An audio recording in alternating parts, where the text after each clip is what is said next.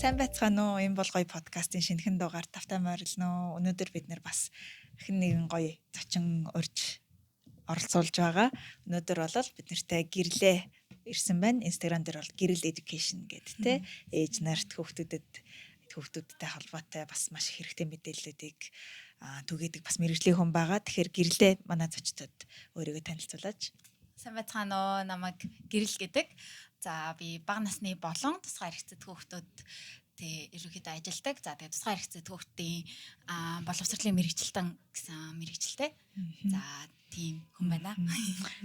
Гэрлэгийн нүг Instagram-ын дагаж хагаад Монголд ирсэн байгаа мэн да гэд харж исэн чи одоо явах гэж байгаа мэн гэс зочноор дуудахгүй болов гэд. Тэгэхээр манай бас ингээд те богинохон хугацаанд Монгол зочилж байгаа хавцтай биднийг хуурлагыг хүлээж аваад цаг гаргаж ирсэнд маш их баярлаа. Намайг урьсандаас маш их баярлалаа. Би танай подкастыг сонсох дуртай. За баярлалаа.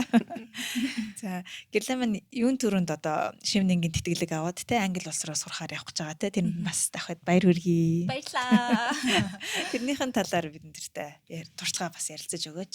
Яагаад анх одоо шивнэг материалаа өгөхөр болсон. Тэгээд юу хийж яаж бэлдсэн гэд тэр талаасаа товчхон бид нарт бас танилцуулал. Би болохоор нөгөө нэг Унгар улсад сурдаг байсан. Одоо яг Унгар улсын анагаахын их сургуульд яг боловсрол болон анагаахыг хослуулсан тийм мэрэгчлэр яг суралцаж төгссөн. За тэгээд яг суралцаад дуусаад ер нь бол миний Унгар руу явсан зорилго бол яг тэр мэрэгчлийг яг тэр үүссэн тэр conductive education гэж үүссэн газарт нь яг суралцаад яг мэдээд тэгээд тэр газараас олон юм сурж аваад Монголдо ер нь бол ирж хийх тийм хүсэл зорилготойгоор яваад тэгээд ер нь бол сурж дуусаад Монголдо ирнэ гэж бодож байсан.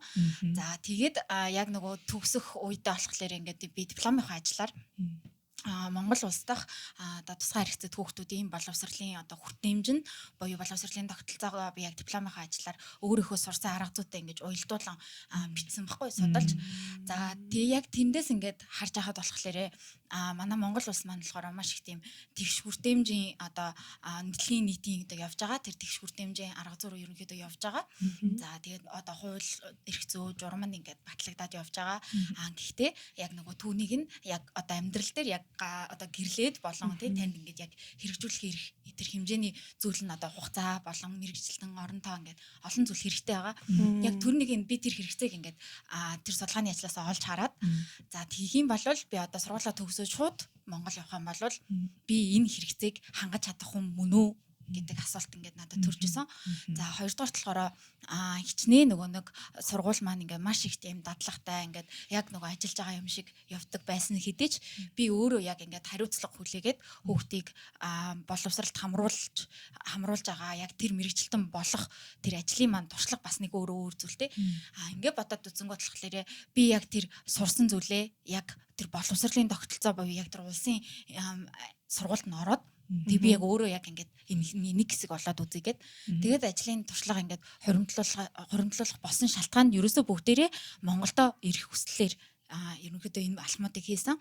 За тэгээд энэ зүйл маань байгаад би яг Монголдо энийг шууд хийж чадах уу гэсэн тэр асуулт нь маань болохоор өөрөө айгүй эргэлзээтэй. Ягаад гэвэл зөвхөн тусгай хэрэгцээт гэсэн нэр ингээд нөгөө нэг авчихлаар би ингээд нөгөө одоо бүхэл хүүхдийг би ингээд тэгш боловсролыг ингээд авах эрхийг нь би хангаж өгөх тийм educator болмоор байгаа шүү дээ тий.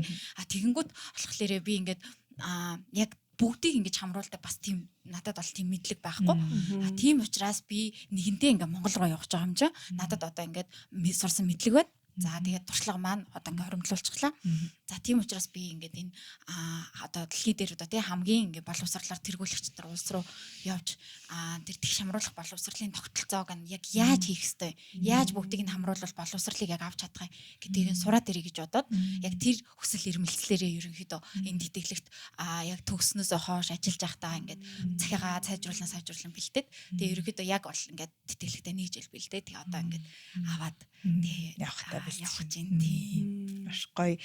Тэгэхээр миний саяны ярианаас ч ойлгоход бол эхлээд бол ингээд одоошин сая бакалавртай Унгарт ингээд сураад явж байхдаа бол яг тусгай хэрэгцээтэй хүүхдүүдийн боловсролын тэгш хамгаалалт чиглэлээр мэргэжижсэн бол одоо бол яг тусгай хэрэгцээт гэж наривчлалгүйгээр яг бүх хүүхдүүдийг яаж тэгш харамруулах бүгдэнд нь яаж боловсролыг тэгш хүргэх гэдэг талаар чиглэлээр сурах гэж юм гэж ойлголоо. Тусгай болон тэгш хамруулах боловсролоор сурах гэж байгаа. Ерөнхийдөө энэ нь болохоор ингэсэн үг байхгүй одоо тусгай одоо хэрэгцээтэй хүүхдүүдийг шууд ингээд энгийн хүүхдүүд одоо яг манай одоо улс дээр ярих юм бол тэгш хамруулах хүүхдүүдийг тэгш хамруулан сургах байгаа маш сайн. Тий тэгш хамруул одоо энгийн хүүхдүүд ч тусгай хэрэгцээтэй хүүхдүүдийг мэднэ. Тэд нэр ингээд бүгдээрээ юм интерактив хамтдаа нэг нийгэмд ингээд бүгдээрээ онцгой бүгд ингээд айгуу тийм хамтдаа гэдгийг ингээд мэдэрч өснө. Тэр бол нийгмийн хувьд маш сайн боловсролыг олгож байгаа тэр шийдвэр. Гэхдээ тусгай хэрэгцээд гэдэг чинь нөгөө өөрөө тусгай хэрэгцээд байгаад байгаа шүү дээ. Тэгэнгүүт энийг яаж ямар зарчмаар ямар аргачлалаар ямар одоо тий төлөвлөгөөгөөр хин ямар багийн тусламжтайгаар энийг ингэж хийх вэ гэдгийг нь сурах гэдэг байгаа байхгүй. Тий. Тэнгүүд одоо шууд ингээд нөгөө нэг тий одоо 40 хүүхдтэр ингээд хоёр тусгай хэрэгцээ хүүхдүүдийг оруулах юм бол нэгдүгээр багшийн ячаал ингээд айгүй олон асуудал байгаа шүү дээ тий. Тэгэнгүүд ингэхэлгүйгээр энийг ямар дэс дараалтаа хийх юм бол яг жинхнээсээ үр дүн өөр өгөөж өгөх тийм амжилттай болох юм бэ гэдгийг сурахыг хүссэн гэсэн үг. Тий. Яг Унгарт болохоор яг тэр тусгай хэрэгцээ хүүхдүүд чинь ерөөдөө тусгай сургуультаа бас хамрагддаг. Унгарын хувьд ч гэсэн. Тэгээд эднэрийг бол яг тэгш хамруулах сургууль руу ингээд нөгөө паблик одоо нийтийн сургууль руу оруулахдаа бас яг ийм мэрэгчлэлтэн болон ийм хүмүүсийн зөвлөгөөгөөр ингэж тест дараалтаа оруулдаг. Багаар ингээд ер нь бол миний яг мэрэгсэн нь болохоор тусгай тэр яг тусгай гэсэн тийм тусгаалцсан сургуульд нь ер нь ажилласан. Бас яг тэр боловсролт нь ажилласан байхгүй. Тийм. Тэгвэл яагаад анх жишээ ингээд те мэрэгчлээ сонгоод тэр чинь бас нэлээд те 10 хэдэн настай 18 9 настайдаа л магадгүй те энэ чиглэлээр явна гэд мэрэгчлээ сонгоод те энэ чиглэлээр сургуульд сураад анагаахын сургуульд суралцсан байна штэ те. Тэгэхээр яагаад тэр сэдэлж гэдэг ч юм өсөл зорилго анх одоо те 18 9-ийнхэн охинд анх бий болж исэн болоо. Би болохоор яг энэ мэрэгчлэр сурахаа 15 настайдаа шийдэжсэн. Вау. Тий. Би бүр маш их хайртай мэрэгчлээ. Гэхдээ энэ асуултыг асуугаад би энэ талаар ярих чагаад өөр ингээд догтлоод байна. Би болохоор нөгөө нэг 10 жилдээ манай том ихч маань болохоор сонсголын бэрхшээлтэй. Тэгээ нийгмийн ажилтан нийгэмдэр маш их ажил хийдэг. За тэгээ ихчийнхээ ингээд нөгөө нэг зохион байгуулдаг тусгай хэрэгцээ төгтүүдтэй мөөл ажиллагаанд зүгээр би туслах гад одоо ядаж нөгөө цай бичээний төхөөлөд өгье. Хүүхдүүдийг орж иртэн тэргийг хамтдаа өргөлцөөд өгчий гэдэг хичээл хааж байгаагаар тусалдаг байсан. Тэгээ тэр волонтер буюу одоо энэ сайн дурын юм ажилласаа би өөрийгөө айгүй үн цэнтэй хүн гэдгийг олж мэдсэн. Би айгүй үн цэнтэй байгаа даахгүй тийш очихлаар айгүй ингээд би тэр хүүхдүүд надад айгүй аз жаргалыг өгөөд миний зүрхийг дүүргэж байгаа. Би буцаагаад бас юм өгч болох юм байна гэдгээ яг мэрэгжил сонгох тэр бодлууд орж иж байгаа үедээ би эднэрийн төлөө би энэ хүүхдүүдтэй хамтдаа юу хийвэл надад миний зүрх дүүрээ зогсохгүй тэдний зүрхийг би дүүргэж чадахгүй гэсэн айгүй тийм дотоод бодлоор дотоод зүрх сэтгэлийн тийм дуудлага гэх юм уу бодлоор ингээд айгүй хаанх энэ мэрэгжлийн талаар бодож эхэлсэн. Гэхдээ Монгол улсад бол ингээд энэ мэрэгжил яг байхгүй шүү дээ. Байхгүй байсан тэр үед. Тэгэнгүүт сургуулаа ингээд төгсөх болоод ингэнгүүт болохоор би ингээд дотныхоо хүмүүстэй би энэ мэрэгчлэр сурмаар байна. За ямар мэрэгжил вэ гэхлээр би одоо нөгөө тусгай хэрэгцээ хүүхдүүдэд хичээл заадаг хүн. Тий тэднэрт ингээд тэднэртэй хам цаг өнгөрөөдөг хүн болмоор байгаа байхгүй юу? Ер нь бол яг юу заах гээд байгаа ч бас мэдэхгүй. Тэгэнгүүт болохоор ерөөсөө тийм байхаагүй. Яг тийм тусгай одоо боловсролын төвшин гэсэн үг шүү дээ. Боловсролын бакалаврын зэргийн төвшөнд байгаагүй. Тэгэнгүүт нь би өөр хүмүүстэй ингээд багш нар үзэж уулзгаар намайг болохоор сэтгэл зүйч бол гээл те. За эсвэл зүгээр багшуулж болно гээл те. Тэгээд дээрэс нь 10 жилээ төгсөөд ингээд ийм олон нөгөө нэг ийм нөгөө тодорхойгүй сонголтууд дотор яг аль нь тодорхой вэ гэдгийг шийдэж чадахгүйсараад тэгээд ерөөхдөө одоо зүгээр нэг юм өөрийнхөө яг зүрх сэтгэл маань ингээ хөдлөхгүй байгаа мэрэгчлийг сонгосноос сонгохгүй байсан дээр гэж бодоод тэг сураагүй байхгүй би. Тэгээ би сураагүй ажил хийгээд тэгээд ерөөхдөө ажил хийгээ за тэр дотор ч ингээд ажил хийхэрч айгүйх юм сэтгэл одоо хүүхдийн хувьд бол айгүйх сэтгэл готролд орчихсон. Ягаад гэвэл нэг үеийнхэн маань бүгдээр ингээ оюутан болоод маш гоё сурч ин тэ би өглөө гараад нэг ажиллаж явдаг. Нэг бүтэн цаг ажилтаа нэг цалин авахгүй явдаг. За тэгэнгүүтлээ би яг энэ сэтгэл готрол маань надад яаж нөлөөлсөн бэ гэхээр би энэ олж байгаа мөнгөөрөө төгөл би өөрөө юм сурыг гэдэг. Тэгээ би англи хэлний сургалтанд суугаад тэгээ англи хэл сураад одоо ерөөхдөө нөгөө Монголд байхгүй юм чинь нөгөө хэл зарч гадаад явах гээд шүү дээ тий. Тэгээ ингээ гадаад явах гээд ингээ бэлтэж байгаа тийжсэн чинь Унгар усны засгийн газрын тэтгэлгийг хараад тэгээд өгч үзвээ ингээ юмнуудаа бэлдээ. Тэгэл би чи надад нэг их сүртэй бас туслаж муслаад авах юм байхгүй. Тэгэл хэвээр нэг өөрөө вебсайтыг нухаж байгаа л тэгэл манай аав л их тусалсан дөө. Тэгээд Тэгээ яасан чинь тэнцэгвэ ихний жил. За тийм тэнцээгөө. Тэгэл за би яг явна гэж батсан юмсан чи тэнцээгөө юм чи одоо тэгэл яах вэ? Тэгжсэн чинь нөгөө Монгол Улсын боловсролын их сургууль яг тусгай эрхцэл боловсрол гэх шинэ анги нэгтэд гарч ирсэн. Яг тэр үед ингээд тэр цаг нь таараад айгуу гоё. Тэгээд би бүр маш их баярлаа. Тэгээ ерөөхдөө би шууд орж исэн. Тэр одоо 2 дахь жилдээ гэсэн үг. Нэг тавсар жил аваад 2 дахь жилдээ ороод. Тэгээ тэр ангид ингээ маш гоё сурж исэн. За тэнгууд тэр яг намайг сурж авах үед болохоор тэр бол маш шин тэнхэн байсан. Тийм нөгөө суралцах гээд орж байгаа оюутнууд бүгдээрээ бид нэр яг тийм сурч байгаа лээ гэж багшаас асууж байгаа тийм. Яг тийм үе байсан. Тэгээд дахиад судалж явах явцдаа би илүү Унгарыг илүү их одоо гүн судлаад тэгжсэн чинь тэнцээ болохоор яг ийм арга зүг бүр үндэслээд бүр тэргээ хийгээд бүр тэрнгээр нөхөн сэргээ хэмжилгээг ингээ явагддаг гэдгийг нь олж мэдээд тэгээд дахин нэг удаа оролдож үзээд тэгээд тэр үедээ бол илүү нөгөө арай жоохон боловсрцсан байсан болохоор ч юм уу тийм ямар ч сан тэтгэлгээ аваад тэгээ ер нь бол одоо Монголд ахтаа тэр сурч авсан сургуулаа бүр ингээ зорж очиод сурч исэн тэгэнгүүт очоор болохоор намарт нөгөө нэг англи хэл дээр сурах боломж байхгүй. Тэгээд дахиад хэлний бэлтгэлд ороод тэгээ ингээд бүгдийн дахиад ихнээс нь эхлэе. Тэгээ ингээд маш их нөгөө жил алдж байгаа юм шиг хэрнээ. Миний тэгтээ тэр алдсан жилүүд бүгдээрээ надад аюумаар миний хувь хүний яг зүрх сэтгэлийн төлөвшөл дотор маш их ололттой. Тийм байсан. Тэгээд энэ мэрэгчлийг сонгосон ерөөдөө гол шалтгаан бол би айгүйх тийм зүрхээ хамгаалаад зүрхээ айгүйх дүүргэхийг хүсэж байсан. Тэгээ бас хүмүүсийн зүрхийг би юугаар дүүргэж болох вэ гэдэг бодож байсан. Тэгвэл надад өгч чадах юм би ямар ч гэсэн хүүхдүүдэд те гой зургийг би урамшуулж чадна. Гой бичих аргааг нь би ингээм хамтдаа ядаж ном уншиж өгч чадна. Тэгээ би нүүхдүүдэд ямар нэг зүйл би хийж чадна гэдэгт өөр итгэлтэй байсан. Яг л тэр л нэг суурнаас ер нь боловсрал руу ингээд тэмүүлээ тэр хүүхдүүдийн хэрэгцээг нь олж хараад тэгж өрөнгөдөө явсан байгаа. Ер нь тусгай хэрэгцээд боловсрал тэгээд гэрлээ болохоор айгаа чухал юм шүү дээ. Өөр хувийн юм. Гэтэ бүр тийм жоохноосоос юм сайн дур ажил хийгээд явсан гэр айгаа гоё юм те. Ер нь яг тиймэрхүү сайн дур ажил айгаа хүний амьдралд амар хэрэгтэй. Гэтэ ямар ч заавал яг мэрэгжлийнхаа дагуу биш ч гэсэн заавал мэрэгжил олох гэсэн тийм зорилготой биш ч гэсэн ер нь тиймэрхүү сайн дурын ажил ер нь Монголд бас нэг хийдэг бас соёл нэг байгаад байгаагүй те. Тэгээд яг нөгөө гэр бүлийн гишүүн байсан болохоор яг явж таарсан юм шүү дээ. Тийм. Тэгээд нөгөө сая ярихад бол ингээл бас айгүй олон юм давааг давсан байна шүү дээ. Нэг тэнцээгүй тэгэл өөр сургуульд ороод ажил хийгээл гэл ингээл тэгсэн мөртлөө ингээд энийг мэрэгжлийг сурах юмсан гэдэг чинь ингээд сэтгэл итгэл үнэмшил бол ингээл те байгаа л эснэ тийм хүчтэй итгэл үнэмшил байсан болохоор ингээл энэ олон юмнуудыг даваад те өнөөдөр ингээд шивнэгд явах гээд сууж байгаа юм байна гэдгийг сонсоход бол надад бас айгүй гоё багтмаар санагдаж байна. Ингээд гэрлэгээ ярьж байгаа сонссон чинь ингээд нөгөө coming of age гэдэг нөгөө насанд хүрэх явц ингээд хүрч байгаа тийм кино үзсэн шүү дээ. Тэр баг кино болохоор ингээд жоохноос ингээд залуунаас тэгээд том хүн болж байгаа тэр ингээд аяллыг нь харуулсан тийм кино үзсэн юм шиг санагдав. Баярлаа. Утга учиртай амар бахан чаленж таасан юм шүү дээ. Харин тийм. Тэгээ сая нүний яриан дунд нь гарч ирж шүү дээ нөгөө нэг Унгард ингээд сурахтаа яг тэр сургуулийг нь судлаа тэгсэн чинь тэнцээ нэг арга зүйг нь өөртөө ингээд те боловсруулаа тэрнийхэн дагуу ингээд бас явдаг гэд тэр арга зүүн талаар ярьж өгөөч.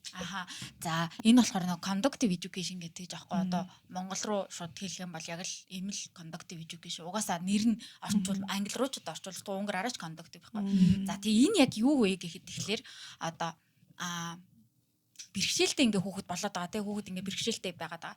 Тэнгүүд энэ болохоор ингээ тархинд буюу одоо мэдрэлийн тогтолцоонд ингээ аль нэг хэсэгт нь хүний бие аль нэг хэсэгт нь гэмтэл гараад за тэр нь одоо мэрэгжлийн хэллэгээр ярих юм бол ортофункц гэд одоо хүний бие ингээ ортофункцийн бүх үйл ажиллагаа нь хоорондоо зохицолгоотой ямар нэгэн үйлдэлийг хийхэд те за би энийг авахд миний тархинууд ишээг ингээ жин те энэ зүйлд нь ямар нэгэн одоо тэр холбоотой юмных нь нэг нь гэмтэл үүсчихэд байгаа шүү дээ. Тэнгүүд тэр нь бэрхшээл гэж болоод байгаа тийм үү.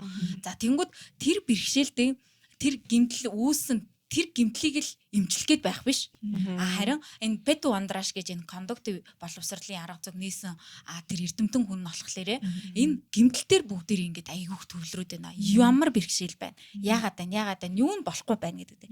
Тэнгүү тэр хүний төвлөрсөн зүйл болохоор нөгөө 5 юм хоорондоо холбогдоод нэг юм хийгээд байгаа бол нэг нь гэмтчихэд бэрхшээлж байгаа бол дөрвийг нь ажилуулъя. Дөрвийг нь ажилуулад дээрээс нь хүний бие нөгөө нэг анатомийн талаас яриад үзэх юм бол нөгөө маш их тийм нөөц бололцоотой эсүүд зөндөө байдаг. Тэнгүүд энэ яг гимтчихэд байна те. Энийг ингээд нөхөн сэргийх боломжгүй болцсон юм байна. Тэгвэл нөгөө нэг нөөцтэй байгаа тэрийг ашиглаж болно. Нөгөө гимтээгүүнүүдийг ашиглаж болно. Ингээд тэрийг ашиглахын тулд болохоор тэр боловсролын арга зүйн болохоор маш их тийм тухайн хүүхдэд яг тохирсон. Одоо тархины саажилт гэхэлэр тархины саажилт бэрхшээлтэй бүх хүүхдүүд адилхан нэг төрлийн биш тийм үү? Одоо бүгд өөр. Яг л бүх хүүхдүүд ямар өөр байдаг тэрнтэй л адилхан бүгд өөр. Тэнгүүт яг тухайн хүүхдийн яг тэр эхийн хөвлөд бүрэлдэхээс ахуулан бүх болсон тэр үйл явц амьдралынхаа тэр туршлагыг нь үзээд аль хэсэг нь хаана яагаад гинэдэг гэдэг нь бүгдийг нь өвч үзээд тэрэн дээр нь сургалтын тусгай төлөвлөгөө боловсруулад тэгээд тэр ажиллахгүй одоо байгааг нь биш арай ажиллагаанд орох боломжтойгийг нь тэр ажиллахгүй байгаас болоод ажиллагаанд орох боломжтойнуудыг орхихгүйгээр нөөцстэйг ингээд ягаад тэр болохоор яг юм анагаах дээр суурилсан тусгай төлөвлөгөө гаргаж агаад тэгээд хүүхдүүдийг юм хэвийн амьдралд одоо оролцох тий өөртөө аргаар тий заавал өөртөө тэр арга боломжцоогоор оролцох тэр боломжийг нь олгож байгаа боловсролын арга зүй байхгүй.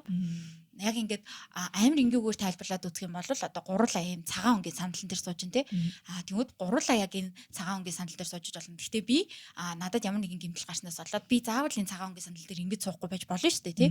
Тэгэнгүүт тэр кондуктив боловсролын мэрэгчлэн болохоор миний энэ одоо байгаа энэ нөхцөл байдал дээр үндэслээд миний энэ цагаан сандлыг цэнхэр өнгийн яг надад тохирсон сандал болгоод намаас суулгахаар бэлтэж өчнө гэсэн үг. Ер нь Монголд ер нь иймэрхүү юмар ингээ мэрэгшээд тэгээд ингээд зөвлөгөө ав гэд одоо сонсонгуудаа очиод зөвлөгөө авах боломжтой ч юм уу эсвэл ингээд иймэрхүү онцлогоо хийх боломжтой ч юм уу тиймэрхүү газрууд байд юм уу хүмүүс ч юм уу эмчнэр мэдээж нөгөө нэг мэдрэлийн эмч хүүхдийн нөхөн сэргийх тийм эмчнэрөө одоо анагаахын талаас бол яг байгаа. Миний ярьж байгаа нь болохоор нөгөө нэг хүүхдийг хөгжүүлэх боловсрал болгох. Тэгээд нөгөө боловсрал нь болохоор нөгөө нэг анагаахын талаас нөгөө нэг эсүүдийг чинь ингээд сэргээж авил ажиллагаанд оруулах гэж байгаа учраас нөгөө анагаахтаа уялдаад байдаг байхгүй дандаа. Тэнгүүд болохоор би ингээд тэрийг сурлаа гэд би гав ганцаархнаа тэр хүүхдэд ажиллаж чадахгүй. Паг ажилдаг дандаа. Тэнгүүд манай одоо яг тэнд бол ингээд нөгөө эмчнэр тэгээ хоол зөөж за тэгээ сэтгэл зөөж за тэгээ кондуктор тэгээ яг багш одоо за яг ингээд ийм хүмүүс ингээд хамтдаа ажиллаа тэр хүүхдийн талаар хамтдаа яадаг. За Монголын нөхцөлд болохоор яг ингээд баг болгоод за одоо бата гэж хүүхэд ингээд ийм байна. За бүгд яах вэ? Ингээд ярилцаад тэр хүүхдэд төгсний төлөвлөгөө гаргаж өгөөд за тэнгуү тэр төлөвлөгөөг бас хэрэгжүүлдэг кондуктив боловсролын төв бол мэдээж яг одоо кондуктив боловсрол нь өөрөө машин зүйл болохоор байхгүй байгаах. Гэхдээ яг нөгөө өөр төрлийн мэргэжлэр хөдөлмөр засал, хөдөлгөөн засал за тусгай эрсдэд боловсролын багш одоо өөр улсуудад болон манай Монгол улсад ч гэсэн байгаа. Яг зөвөр нөгөө нэг зүйлийг нь барьж аваад гэх юм уу хийж байгаа мэдээж бас зөндөө олон байгууллагууд байгаах. Байгаа ер нь бол байгаа байгаа шүү. Тэгэхээр нөө нэг ихтэй үр дүнтэй байлгая тэр хүүхдийг ч юм уу тэр хүнийг ингээд өөрөө бие даанг амьдарч чадахтай болгоход нь туслахын төлөө ингээд энэ олон мэргэжлийн хүмүүсүүд бүгдээр хамтдаа ажиллаж ээж илүү үр дүнтэй болох гэдэг шүү дээ. Ингээд тусдаа нэг юм аваад ч юм уу эсвэл ингээд зэрэг тусдаа ингээд хэдийн юмнууд ингээд яваад идэг анагаах нэг яваад боловсрол нэг яваад идэг биш бүгдээрээ хамтдаа байж ээж үр дүнтэй болно гэдэг тийм философи яваад байна шүү дээ энэ боловсролын арга барил дээр яг гэвэл нөгөө гутж байгаа хүн нөгөө нэг биеийн хүн болохоор тэр хүн чинь нөгөө нэг тал руугаа анагаахаа өгөөд анагаахаа антомынхаа за чи нэг засаад өгч надаа энийг боловсруулаад өгч гэж болохоор тэр нөгөө боловсрал гэдэг юм чи өөрөө нөгөө бие физиологтойгоо нөгөө тархиныхаа хөгжилтөөгөө бүх юм нөгөө мэдрэлийнхэн тогтолцоотойгоо хамтдаа уялдаж явагдаж идэг. Одоо юм сурыг гээл тэгэхэд чи нөгөө хүүхдийн өөрийнхөө сурах хүсэл эрмэлзэл гэдгийг чи ахуулаад тэр чи нөгөө сэтгэл зүй болоод ирнэ ингээл бүх юмыг уялдаатай холбоотой байлгадаг тэр кондуктив боловсрол угаасаа мэдсэн. Тийм учраас бүгд ингээм хамтардаг. Тэгээ кондуктор буюу одоо яг миний сурсан энэ мэрэгжил яг энэ сурсан энэ боловсролын арга зүйн мэрэгчлэнийг кондуктор гэж нэрлэдэг байхгүй. Тэгээ энэ кондуктор нь болохоор яг нөгөө бүгдийг нь сурсан. Гэхдээ бүгдийг нь бүх хүмүүстэйгээ харилцаж хамтаа ажиллаханд бол бүгдийнх нь мэднэ. Гэхдээ нөгөө тэглээгээд би сэтгэл зүйч гэсэн үг бас биш. Би эмч гэсэн үг биш. Би мэднэ зүгээр. Гэхдээ нөгөө хамтарч ажиллаханд бол гол бат тийм гэсэн бас бүгдээр мэднэ. Сайн нүг ярианд нэгсэн тэр нэг одоо жишээ за нэг хүүхэд байлаа гэхэд ингээд тархиных нь хааны газар нь гимтэлч юм уу те нэг юм болцоод дараагийн одоо шинэ үйл хөдлөлүүд ингээд бүрэн хийж чадахгүй байна гэдэг чинь тэгэнгუут ингээд тэрийг нь ойлгохын тулд ингээд өөрийнхөө өврөл байхаас нь ахуулаад тэр хүний туршлагыг ингээд судалж яриад генетик байна юу байна гэж явсараагаад ингээд одоо ангаах талаас нь те нэг юм төлөвлөгөө гаргадаг гэж чинь те. Тэгэхээр тэр явцын талаар ярьж байна. Надад аягүй сонирхолтой санагдлаа та өөрийнхөө өврөл байхаас нь ахуулаад тэр хүүхдийг яаж тех боломжтой гэдэм бол ер нь гэдэг талаас нөгөө за яг миний нөгөө туршлаган дээр болохоор би тархины саажилтаа хүүхдүүд маш их ажилдаг. За тэгэнгүүт тархины саажилт болон ийм хөдөлгөөний бэрхшээлтэй хүүхдүүд ер нь яг нөгөө яагаад тархины саажилтаа болдог вэ гэдг нь болохоор 3-1 нь бол тодорхойгүй одоо дэлхийн дээр тодорхойгүй. За тэгэнгүүт хамгийн их хувь нь болохоор дутуу төрөлтөдөг одоо эрт төрөлт гэсэн. За тэгэнгүүт 25 26 7 хоног дээр төрсөн хүүхдүүд ерөнхийдөө хөгжлийн хоцрогдолд ороод тэгээд нөгөө тархи нь хөгжиж болоог байхдаа төрсөн учраас хөгжлийн хоцрогдолд ороод ингээд бэрхшээлт болдог байгаа. За тэгэнгүүт бид нар юу гэвгэн судалж байгаа гэхээр энэ их одоо тий жирэмслэгтэй ямар орчин нөхцөлд байсан бэ? За тэгээд та юу үдэж уудаг байсан бэ те? Та одоо тамхи татдаг байсан уу? Мэдээж энэс болж үүсэн гээгүү зүгээр асуумжийг хэлж байгаа шүү дээ. Тэгээд ингээд за тэнгуү таны одоо нөгөө аавын тал байна те? Гэр бүлт чинь ингээд юу байна? Тэгээд хоёр аав ээжсэн генетикийн шинжилгээ заавал авна. Тэгээд хүүхдээс генетикийн шинжилгээ авна. За гэр бүлд нь ямар нэгэн тийм одоо зарим өвчнүүд болохоор ингээд яг одоо миний хүүхдэд гарч ирэхгүй гэсэн 3 үеийн дараа гарч ирэх тийм генетикийн кодлолтой өвчнүүд байдаг. Эсвэл зөвхөн тэр генетикийн эмэгтэй хүүхдэд нь гарч ирдэг. Тийм өвчнүүд байна. Маш олон төрлийн генетик өвчнүүд дэлхий дээр одоо шинээр бүр бий босоор байгаа. Хүмүүсийн мэдхгүй. Тэгээ ингээд энийг ингээд үзээд яагаад нөгөө нэг эрт төрөлд явагдах болсныг нь одоо ингээд мэдээд байгаа байхгүй. За тэгэнгүүт эрт төрөлд ингээд ийм шалтгаанаас явагдах болсон юм байна. За тэгвэл нөгөө нэг ямар тэр эрт төрөлтөг яаж явагдах болсныг мэдж байгаа нь болохоор ямар нөгөө биеийнх нь ямар эдис нь ингээд хөгжиж чадаагүй төрсэн байна гэдгийг нь л бид нэр ойлгох гээд байхгүй мэдээж шууд тогтоож чадахгүй л тээ. Тэгэнгүүт за одоо тэгвэл төрөөд ингээд яг ямар хуу одоо байсан бэ? Хөгжил нь ямар байсан бэ те? Та хизээ эмнэлэгт хамгийн анх ингээд буруу байна гэж хандсан бэ? Юм болохгүй. За тэгэнгүүт хамгийн анх хизээ эмчилгээнд хамрагдсан бай. Ямар тариануудыг авсан бэ? За тэгээд энэ нөгөө бидний яаж нөлөөлж болох вэ гэдгийг тогтоон тийм. Тэгэнгүүтлээ за одоогийн тэгвэл хүүхдийн хийж чаддаг зүйл нь юу юм бэ гэдэг бид нар хардаг. За энэ манай хүүхэд одоо нөгөө эцэг эхчүүч ингэдэж шүү дээ. Манай хүүхэд одоо ирэхгүй байна, суухгүй байна, ингэхгүй байна, толгой даахгүй байна гэд. За тэгвэл юу чадаж байна вэ? Чадаж байгаа зүйлээр нь дамжуулан бид нар чадахгүй байгаа зүйлийг нь илүү одоо чадах зүйл рүү төхүүлэхийг л хичээдэг болохоос тухайн хүүхдийг өөрийнхөө хүслээр нь бид нар бас тэр хүүхдийг хав гэл тэгнэж яахгүй. Тэгээд ийм зүйлүүдээр үндэслэж төлөвлөгөө гардаг. Гэтэ мэдээ зарим хүүхдүүд болохоор яг цагтаа төрдөг. Гэтэ хүүхэд төрүүлнэ гэдэг бол нөгөө нэг ерөөсөө тийм амар ажил биш шүү дээ. Ингээд бид нар чинь эмнэлгийн орчин төрж байгаа. Тэгээд ингээд өөрөөс ингээд бие гаргах явцад ингээд юу ч болж болно. Тэрийг ингээд хинч мэдэхгүй. Тэгээд халдвар авч болно. Тухайн эмчийн буруу байхыг үгүйсэхгүй. Гэхдээ ингээд маш олон хүчин зүйлээс ингээд шалтгаалan хүүхэд төрдөг учраас тэр үйл явцад бас юу болсон бэ гэдгийг бид нар ингээд судалж үзээ. Тэр яагаад судлаад байгаа вэ гэхээр тэр хүүхдэд яагаад ийм зүйл тохиолдох болов. За энийг нь тэгвэл одоо төв ийм зүйл төр үнслээ юу чадж гин. Тэгээ яаж одоо илүү сайн болох вэ гэдгийг нь төлөвлөгөөг нь гаргаад байгаа гэсэн үг.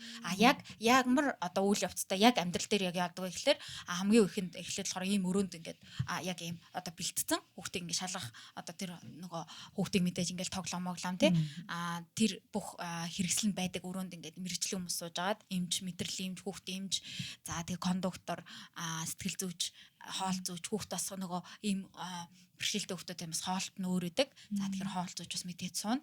За хөрөө хоолсон эсэх гэл тэгэл бүх юм ярина. Тэгээ ингээд хооронд асуумж яриад мэдээж нөгөө ээж ингээд бүхэл нөгөө материалуудаа бариад ирж байгаа. Бүгдээрээ үзэж танилцсан байгаа уулзахаас өмнө.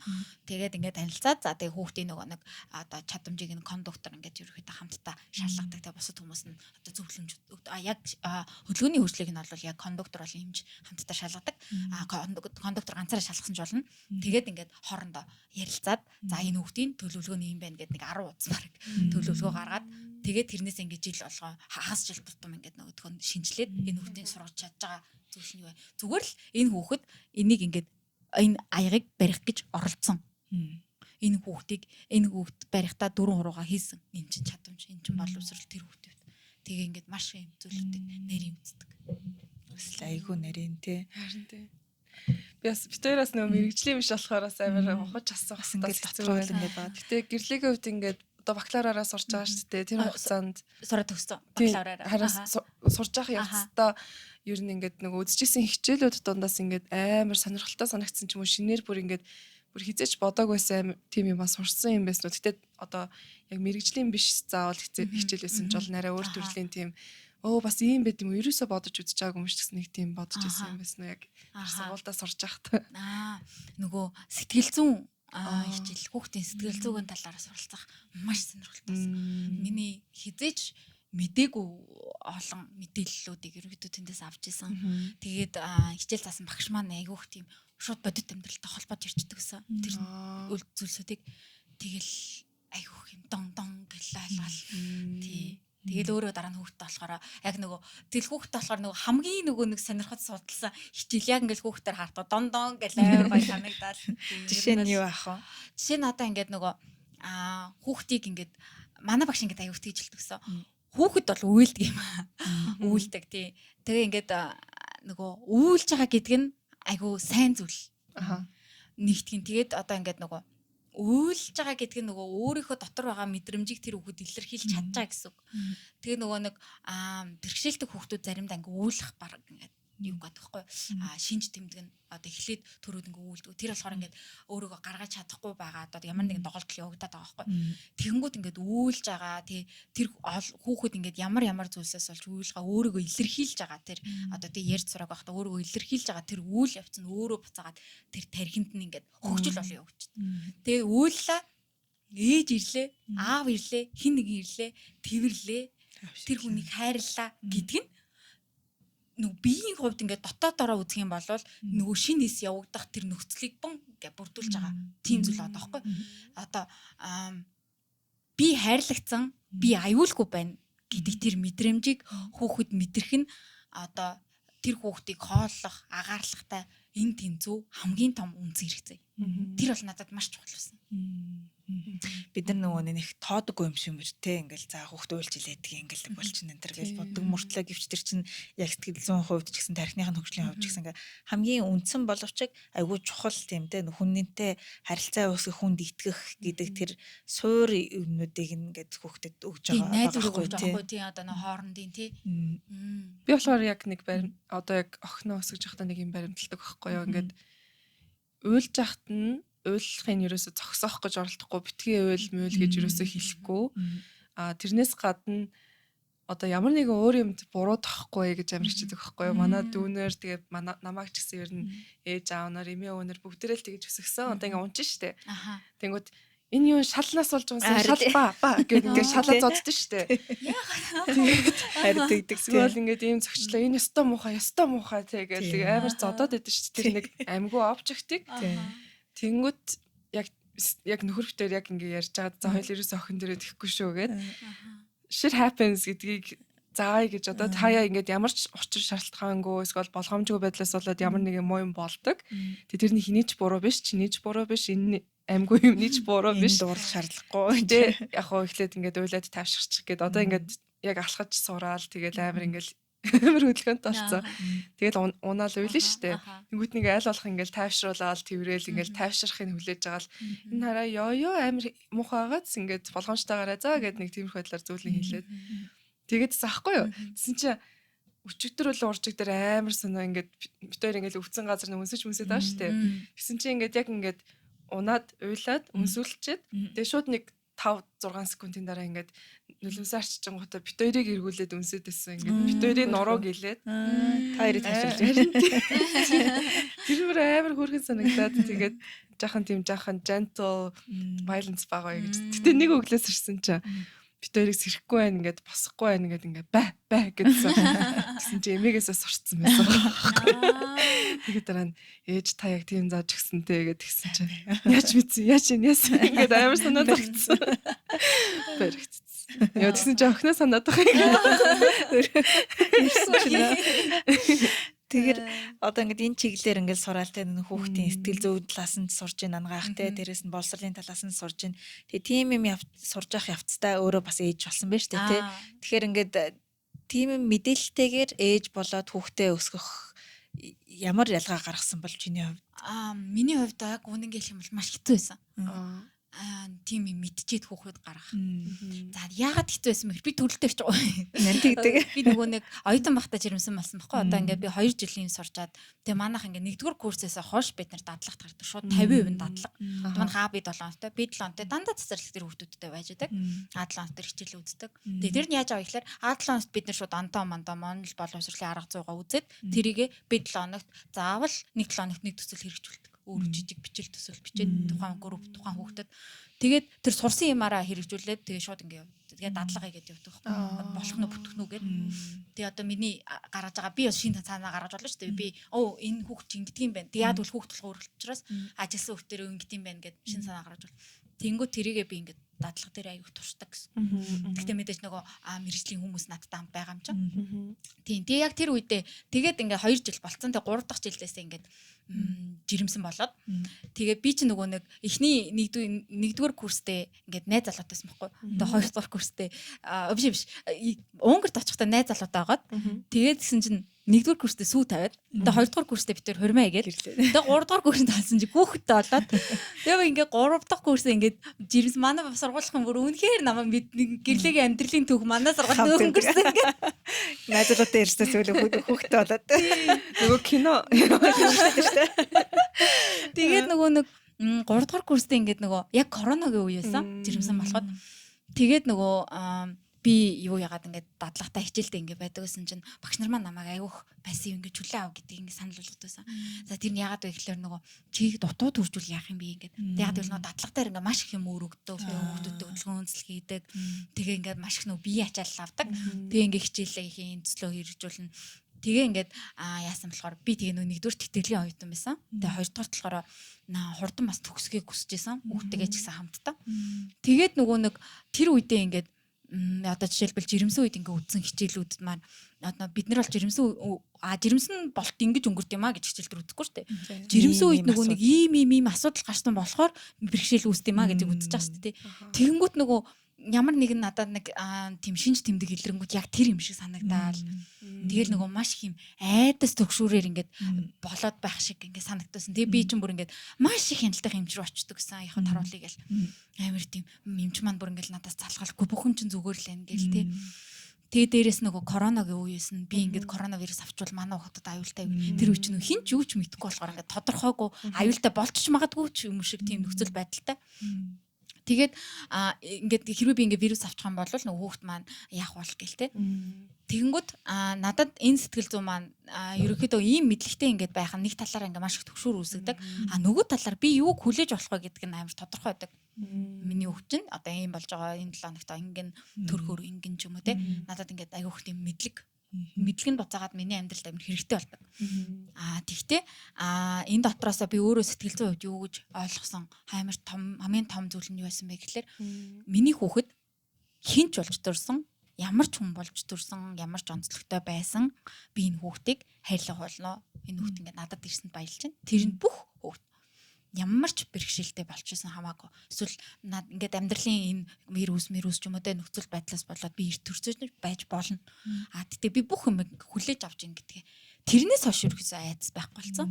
Тэрнээс хойш ерөөдөө нөгөө илүү би мэрэгжилтэн би хүүхдийг мэддэг гэхээс илүү би ээж хүн, би ээж болох ч байгаа гэдэг тийм нэг агуу тийм гоё сэтгэл зүйн нэг гоё юм. Инхри амар амгалан байдал дотор ороод ирсэн. Тийм. Ерөөдөө тийм ялгаа байсан. Тэгэхээр чи нөгөө нэг бэрхшээлтэй төрсөн ч бай, үгүй ч бай ингээд хүн болгон бол хүн болол те бид нар ингээд нөгөө нэг няраа хүүхэд ингээд эмнэлгийн орчинд ч тийм асуудал гардаг те ингээд хүүхэд гараал тэр чин амар нялзраа тийм жоохон хүүхэдтэй өөрөө яач чадахгүй те бид нар хооллно бид нар хувцсын цэвэрлж өгнө хуурай аваалга ингээд эхний 1 жил 2 жил байдаг ингээд бид нар ингээд бүх юм ингээд бэлэн болгож өгдөг болохоор ягаад ч юм энэ бол ингээд надаас хамааралтай ч юм уу те ингээд хин нэгнээс хамааралтай би хүн гэж хүлээж авдаггүй юм шиг эсвэл ингээд нэг тэр хүүхэд өөрөө нэг бодолтой байгаа шүү дээ. Хичнээн ялах жоохон ч гэсэнтэй нэг юм хүсдэг ч юм уу нэг юм дуртай дургуутай те. Тэгээ тэрийг нь бид нэр ингэж бодохгүйгээр том хүмүүсүүд үгүй чи энийг өмснө гэдэг юм чи энийг ингэн гэж бүх юм ингэж дээрээс доошоо гэсэн байдлаар ингэж ханддаг юм шиг санагдаад байдаг аахгүй. Гэтэл бид нар чинь төрхтөөл бие хүн болоод тэр бие хүн дээрээ хамтдаа ирдэг эрхүүдтэй ирж байгаа шүү дээ. Тэгэхээр чиний нөгөө нэг ингээд хүлээж зөвшөөрөөд хүлээж аавна гэдэг чинь яг тийм юм явж байгаа юм шиг те. Ямар ч хүүхэд байсан би хүлээж аавна тэр хүн угаасаа л ямар ч бэрхшээлтэй байсан бэрхшээлгүй ч байсан өөрт нь тийм эрх тийм өөрийн нэр төр эрх байгаа гэж хүлээж авч байгаа юм шиг санагдлаа та надаас. Тийм яг тийм. Тэгээ тэр хүүхдийг бас би өөрөө хорвоод авчирч байгаа шүү дээ тий. Одоо сонирхох юм бол хүсээг багтна гэх юм. Би танаа хүүхд болчихё гэж манай хүүхд надаас гуугаагүй байхад би өөрөө миний хүүхд болооч ээ гэд ингээд баг авчирч байгаа шүү дээ тий. Яг тийм зот байдлаар яриад гэсэн бол тэгээд надад энэнийг ингээд бодож үзэхээр энэний талаар хүүхдийг нөгөө хүндлэх гэсэн юм бодож үзэхээр нөгөө хүүхэдтэй болохоос өмнөх тэр хов хүний төлөвшөл гэх юм уу хов хүний шийдвэр айгүй том зүйл байд юм байна гэж яг тийм бодол надад төрсөн. Тэр нь болохоор би хичээлээсээ сурсан гэхээс илүү зүгээр л би өөрөө хов хүнээсээ тэгж мэдэрсэн зүйл.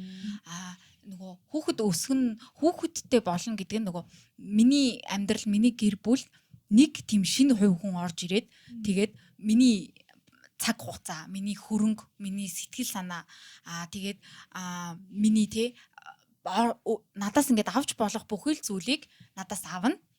Тэгээ би өөрөө тэрийг чин сэтгэлээсээ хайраар өгнө гэдгийг ингээд нөгөө хөрөнгө мөнгөө ч гэсэн хамаагүй ингээд бүх нөгөө өгч болох бүх юма тооцоолон бодож буцаагаад хүүхэд бас надад юу өгч болохыг би бас өөрөө тооцоолон бодож тэр баяр баясгалагч гэх юм уу те ингээд бодож би бас өөрөө нойргүй шөнө хоног гэдэг ч юм ингээд бүх юма бодоод хүүхэд гэдэг маань төрн гэдэг маань нэг ийм зүйл гэсэн зүйлийг нөгөө өөртөө шийдвэр өгч гаргаж бодох нь амар том хамгийн том тэр хүндлийн ихний цэг юм байна гэж би бол бодсон.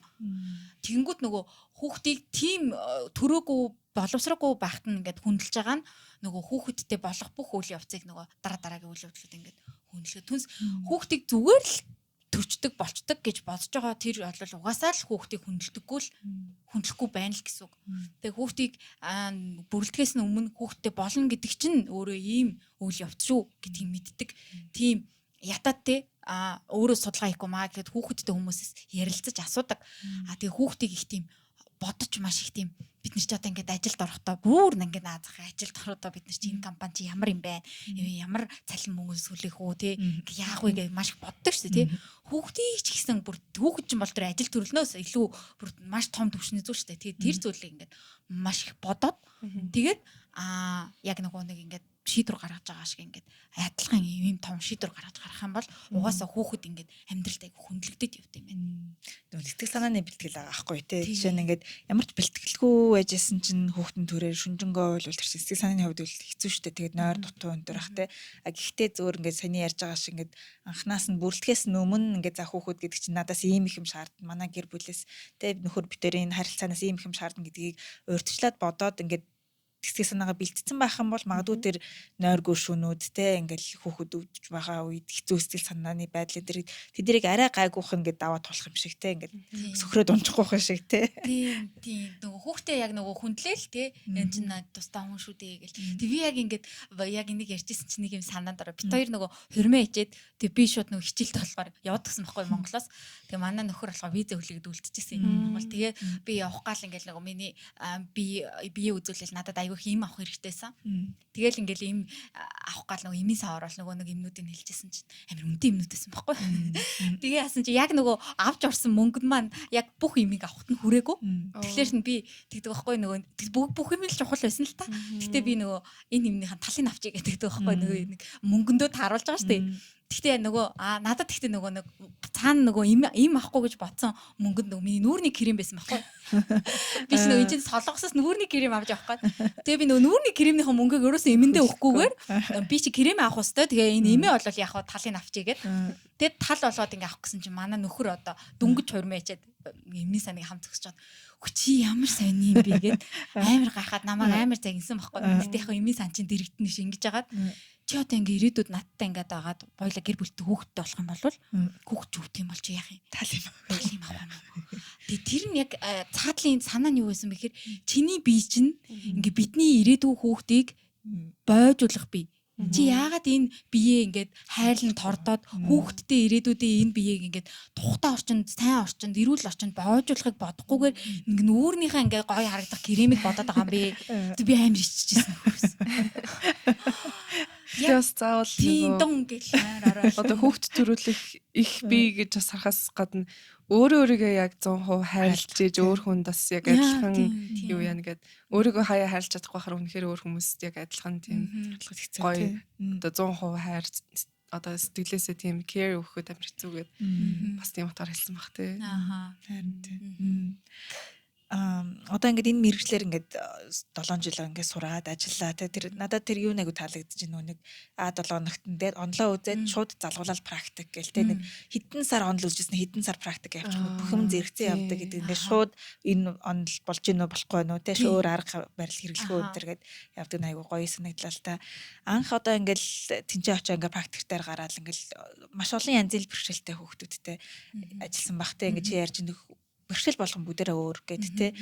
Тэгэхэд чамд ямар санагдажсэн. Тэгээ дээрэс нь аав ээж нартай эцэг эхчүүдтэй ажиллахад ямар байсан бэ? Тэр ээж аав нарын одоо чинь бэлэн байдал юм уу ч юм уу тэдний одоо мэдээллийн байдал гэдэг ч юм уу гэхэр хамтрах нь чухал байсан гэдэг ч юм уу. Тэр туршлагуудаа бид нартай хаваалцаж. Хүүхдүүдтэй ажиллаж байхад болохоор нөгөө шууд нөгөө тэр цэцэрлэгт ингээд дасцсан хүүхдүүдтэй ажиллаад тэгээ дараагийн намар нь ингээд шинээр орж иж байгаа хүүхдүүдтэй ингээд ажиллаж байгаа. Тэг яг хүүхдүүдийг ингээл харахаар яг зүгээр гадна талаас нь харах юм бол яг үннийг ингээд анхны 1-р курст бол за энэ хүүхд юм чаддгүй юм байна. За энийг бол чадахгүй юм байна. Энийг чадахгүй юм байна. За яана юу заана. Хэлээрээ байхгүй. Тэг юу заана гэл. Тэгээд би яг өөрийнхөө өсөлт болон тэр төлөвшөрлийг ингээд юм сурж ин да гэдэг яг тэр зүйлийг ингээд юунд харсан бэ гэхээр би тэр хүүхдүүдийг зүгээр л гадна талаас нь яг ингээд хөвчих жахтан дээрээс нь зогсон готлаа тэгж дүгнэх биш. Би ингээ хажууд нь ингээ яг өөршгөн суугаад нүдрүү нь хараад тэгээд өөрийнх нь нөгөө нэг хэлж чадах байдлаар чи улаангийг аммаар байна уу? Цэнхэр өнгийг аммаар байна уу? Чамд аяллыг нь таалаа гэж байна. Гэл тэнгуут улааны заагаал те. Тэгэл нөгөө улааны заачхлаар нь чи яагаад улаанг дуртай? Цэцэгтэй болохоор уу? Гэлч юм уу те. Ингээл ийм олон нөгөө нэг яриа ингээд үүсгэх тусмаа тухайн хүүхдийг ямарваа нэг чаддаг зүйлтэй хүн гэдгийг нь ойлгож хараад тэр чаддаг зүйлийг нь юу юм бол энийг чаддсан байна энийг чадсан тэгвэл энийг чадах юм болов ингэж бодож байгаа би нөгөө нэг өөрөөдөө өөрчлөлттэй гэж бодсон. Тэгээд нөгөө дадлагт ингээд нөгөө би айгуух айдаг байсан зүйл нь болохоор нөгөө хүүхдүүдийг бэртээчихгүй гэж айгуух айдаг байсан аахгүй хүүхднүүний хүүхдүүдийг. Тэгээ бид нар чинь ингээд багш маань хэдий хажууд байгаа ч гэсэн ингээд шууд өөрөө хөдөлгөөнцөл хийдэг. Тэгээд ингээд булчингийн одоо буруу ингээд яачих вэ те мултарчих үү те тэгээд нөгөө түнхийн яачих үү те ингээд айгуу тийм өөртөө айгуу итгэлгүй гэх юм уу тийм байсан. Тэгээд тийм үедээ ингээд маш ингээд ив хавг хүрдэг ингээл ерөөсөө л хүүхдэд хурж ядаал ингээд шижиглээд байгаа юм шиг те яг би өөрөөгөө гадны хүний нүдээр харах юм бол бараг тийж харагдаж байгаа байхгүй. Тэгэнгүүт нөгөө нэг илүү нөгөө онол дээрээ би энэ булчингийн энэ үеийг ингэчих юм бол энэ хүүхд чинь энэ талтаа ингээд таталт өгдөг юм шин нөгөө талынх нь ингэ юм байна гэд энийг нь мэдэнгүүтлээ тэрийг нь хит хит дадлагаагаа сураад харчингууд л нөгөө дараагийн юунаас би яаж харцгаа ингээд мэдээд болоод явж байгаа. Тэгээд бас нөгөө оюутан байхад нөгөө надад маш их том тулгарч исэн нэм том даваа тэг бас ололт болохлээрээ би 2 дугаар курс тий 2 дугаар курстэй нэг манай дадлагын багш маш сайн хүн байсан. Маш сайн багш байсан. Тэгээд хүүхдүүдэд маш их хайртай. Тэгээд намайг манайх нөгөө бүр маш том танхимд ингээд хичээл явуулдаг байхгүй. Нэг талынхаа танхимд ингээд яагаад нөгөө талынхаа нэг талынхаа танхимд хичээл явуулаа. Нөгөө талынхаа нь хөдөлгөөнцлөг маш том. Тэнгүүд ингээд оюутнууд заримдаа тэр талд байж байгаад багш энэ талын танхимаас ингээд гэрлээгээ дууддаг байхгүй. Тэгэнгүүт би заримд сонсохгүйсэн байхгүй. Сонсохгүй байна гэдгийг би бол сонсохгүй байгаа мэдгүй шүү дээ. Багш маань би ингэж чамайг заримдаа тэр цаатлын танхимаас дуудахч сонсохгүй байна гэд. Тэгээ би айгуух гайхаа. Би тэгтээ заримдаа ингэж амар хүн аяархаар жоохон сонсохгүй байгаа байхгүй. Тэгээд би би тэгэл багштай үнэнгээл жамч би хүн аяархаар жоохон сонсдоггүй маа. Тэгээ та ингэж чанга гэлээ гэд дуудах юм бол би ингэ гүгэд ирнэ гэж байгаа байхгүй. Тэнгүүд багш маань болохоор надад маш ийм шударгаар хэлжсэн. 2 дугаар курстэй би ч ингээ бөө юм болж ингээд нөгөө өнгөрлөгөө төгсөж оцсон гэсэн шүү дээ. Тэгсэн чинь ингээ заа гэлээ. Кондуктор гэдэг чинь ийм хэрэгчлүүд юм аа. За тэгээд кондуктор гэдэг бол ингээд нүдэн, чихэн, биеийн бүх анхаарлынхаа төлөв нэгэн зэрэг байнга ажиллаж авах хэрэгтэй. Ягаад гэвэл нэг хүүхэд хизээч татаад унчиж болно, нэг хүүхэд хизээч ямар нэгэн байдлаар битэж болно. Тийм учраас өргөл чиглэл урьдчилан сэргийлэх хэрэгтэй. Тийм учраас ингээд нэг зүйл чи ингээд хичнээн чи сонсож байгаа ч ингээд баг сонсож байна гэдэг чинь асуудал гэж хэлсэн. Тэгээ чи одоо ингээд би чамайг бол кондуктор болох боломжгүй гэж бодож байна. Тэгээд ерөнхийдөө чи одоо энэ нанах дотор өөр ингээд факультет рүү ороод сонгодог юм уу? Скол бол Монгол руу буцсан зүгээрээ гэж надад хэлсэн. Амар сериус нэ тий. Юу болоод байна гэж уйлал. Тэгээд яг нөгөө нэг уйлж байгаа тэр үеийн сэтгэл хөдлөл боловч би за тэгвэл дараа нь энийг яаж хийх арга байна вэ? Ингээ бодож байсан. Тэгээ би багш маань ерөнхийдөө бол нөгөө нэг өөрийнхөө саналаа хэлсэн. Нэг бол чи энийг ингээ засах арга бол нэг бол чи одоо ерөнхийдөө кондуктор болохгүй байхын зүгээр хүүхдүүдийн яг тэгвэл хүүхдийн аймнаас эрүүл мэнд ингээд хичнээн боловсрал гэж ярьж байгаа санааг талаасаа хийж байгаа учраас ажиллаж байна гэд багш маань надад маш шудраг хэлж байсан. Тэгээ би ойлгоод тэрийг одоо ингээд нөгөө хүсэлт бичээд за би бол сурахыг хүсэж байна. Тэгээ би бас тэг эмнэлэгт үзүүлээд за тэг сонсгол маань ерөнхийдөө жоохон бууралтайгаа тодорхойлуулаад тэгээд тэр эмнэлэг нь болохоор надад одоо ингээд за чи ийм сонсголын жоохон бууралттай юм байна. Тийм болохоор сонсголын аппарат зүгээрээ гэж санал болгочихсон байхгүй. За тэгээ нөгөө аппаратын одоо идүү яадгүй ингээд нархад утсан чинь за нөгөө тэтгэлгээ хоёртанд бол хизэж дааж тавшгүй үн хэлж байгаа юм чинь. Тэгээд за тэгэнгүүт би ингээд сурмаар байдаг. Тэг болохгүй болчиход байдаг. Тэг нөгөө болгоод аппарат зүгөө сурчих гэхээр мөнгө хэрэгтэй хагаад байдаг. Тэнгүүт би яаж болох вэ гэхээр би бүх үнэндээ ингээд зихтлаар бичээд тэгээд сургалтын албан нөгөөд тэгээд сургалтын албаны маань ингээд ийм удирдах тийм багш нар нь хуралдаад тэгээд тэр багш нарын шийдвэрээр нөгөө ерөнхий захирлын тэтгэлгийг ингээд үхсээд тэр ерөнхий захирлын тэтгэлгээр манай сургуулийн харьяадаг хувийн сургуулиас аппарат бүр ийж бүрэн ингээд аппаратны бүх хэд хэрэгсэлтэйгээ ингэж авч ирсэн. Тэгээд би ингээд амар санаа зовоод би одоо тэгвэл сургуулиас өгсөхдөө буцаагаад ингээд хөө гэж асуужсан байхгүй. Чи ингэж наадхан та одоо маш сайн кондуктор болох хэрэгтэй гэх. Яа гоё тий. Надад тийм үйл явдал бас болж исэн. Тэгээд тий. Тэрийг олж мэдсэн мөчн яг ямар хөө санагдсан бэ? Яг сонсголын одоо юу бууралтайгаа гэсэн шүү дээ. Тэрийг мэдчихэд шоконд орсон уу, гайхсан уу, яасан бэ? Тийсэн. Тэгээд би тэр үед бүр тэмдэглэл биччихсэн. Одоо яг бичсэн юмаа санаж байна. Би яг ингээ эмнэлэгтэр ингээд одоо адилч ингээ маш их юм шинжилгээнд өгдөг тахгүй. Би генетик ингээд бүх юм авгуул яг нөгөө бэрхшээлтэй хүүхдүүдийн өгдөгтэй адилхан нөгөө өөрөөгөө судалж ирсэн юм а бүгдийг өөрөө өгж байгаа байхгүй. Тэгэл ингээл өгдөгтэйгээ адилхан аюу ягаал сонсголоо шалгуулаад тэгэл бүх юмнууд нь гараад эмч намайг ингэж суулгаж байгаа л. Тэгээд надад яг нэг үг хэлчихсэн байхгүй. За чи ял ингээд одоо хөгжлийн бэрхшээлтэй гэдэг яг үгийг тодорхойлоод болсон байна гэж хэлчихсэн юм. Тэр үед яг ингээд толгой дотор юу бодож исэн бэ гэхээр би өөрөө хөгжлийн бэрхшээлтэй гэж үдээ гэдэг үг надад ингээд амар тэр үг нь маш ингээд сонин тусчихсан.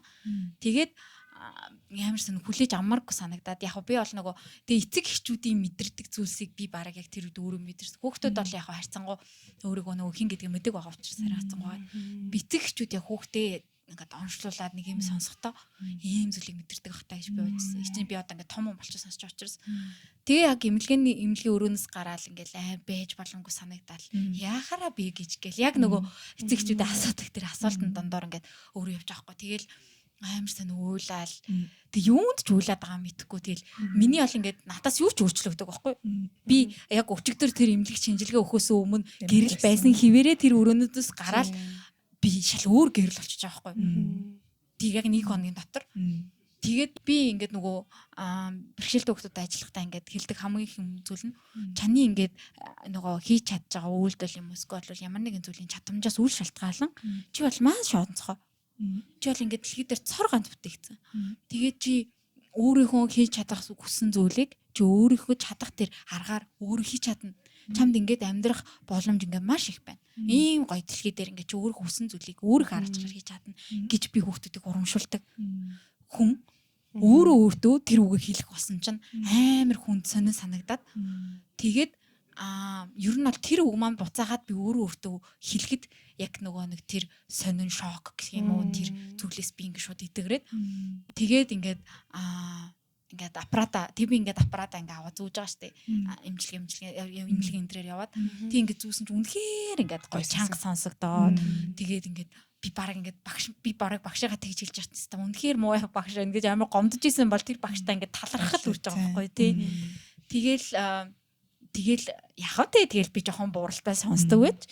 Тэгтэл би хиймээрээ бүх юм хийж чадна. Би өөрийнхөө аргаар би аппарат зүгэл хийж чадна, би сурч чадна гэсэн нөгөө нэг сонсголон бууралтай гэ би ямар сони юм би ийм сул дорой юм байна гэж бодогч исэн юм буцаага миний давуу тал болоод ирсэн. Тэгээ би одоо ингээд нөгөө нэг чивэн ингэж байна уу ямар нэгэн тэтгэлэг юм дээр ингээд бичгсээ бүр амар proud ингээд амар өөртөө бахархалтайгаар би бол юм хүн. Тэгээ тэлээгээд би энээсээ бол ямар нэгэн дэмжлэг хүсээгүй энэ дээрээ би зүгээр л ийм болохоор энийг илүү сайн мэднэ, би илүү сайн дээрээ хөгжмөр байна гэж яадаг. Бараг миний ингээд давуу тал шиг санагдаад багш зүйлдэг. Тэр нь ингээд төрөлхийн юм байж байгаа тэгээ анзаарахгүй байж байгаа яг тэр үед мөчд анзаарсан юм уу эсвэл ямар нэгэн байдлаар ингээд буураад ямар нэгэн хүчин зүйлсээс болсон зүйлсээс нөө. Энэ болохоор нөгөө оншин дээр тодорхойгүй. Тийм үү. Тийм, ер нь бол нөгөө хүүхэд байхдаа зүгээр. Тэгээд ер нь бол нөгөө ахлах ангид сурдаг байхдаа яг нөгөө уртлын 2 ширээ, юм уу 3 дахь ширээнд ингээд суух гал жоохон баг сонсдог. Гэтэ би энэ хойно суудаг гэсэн л та.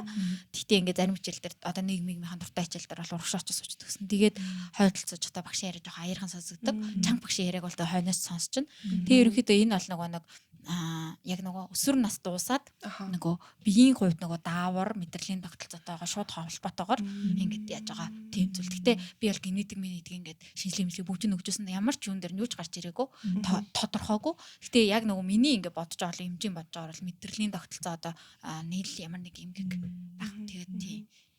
Гэтэ яг бүх юм ингээд шалтгаантай бол тийм шигтэй одоо ингээд чи одоо шинэ ингээл нэг ийм одоо те за тэр юм чи ингээл суулгаал за чи өөрөө хөгжлийн бэрхшээлтэй юм байна гэж хэлээл те тэгэнсэн бүрчлээ чи өөрөө ингээд те одоо тийм бэрхшээлтэй хүүхдүүдтэй ажилдаг тэр талаар нь судалдаг гэтэл тэжээс ярьж нэг ийм оншиг авсан эцэгтэй яг ингэж мэдэрдэг байх гэл өөрөө тэрийг мэдрээлгээл тэгэнгүүт чи тэр гэр бүлийг магадгүй тэр хүүхдүүдийг тэр ээж аав юу туулж байгаа тэр сэтгэл санааны байдал гэл бүх юмыг нь өөрөө мэдрэхээр улам л өстой нэр илүү мундаг кондуктор болсон юм шиг те энэний үр дүнд те. Тэгээ надад амар бас сонирхолтой санагдаж байгаа нэг одоо багш чинь хэлсэн гэсэн шүү дээ. Одоо ийм анзаарлаа гэд хэрэг яг ийм мэрэгчлэр яваагүй тэр хүнтэй уулзаг байсан бол баргийн хүн анзаарч хэлэхгүй тийм зөвшөөрөхгүй байсан баг тийм. Гэрлээч гэсэн өөр анзаарахгүй яваад байх байсан юм шиг шүү дээ. Тэгэхээр бас илүү тэрийг тэгж эрт тогтоож мэдсэн юм ч юм уу тэгээд мэрэгчлэлтэйгээ яг холбоотой бүх юм амар тийм уялдаа холбоотой.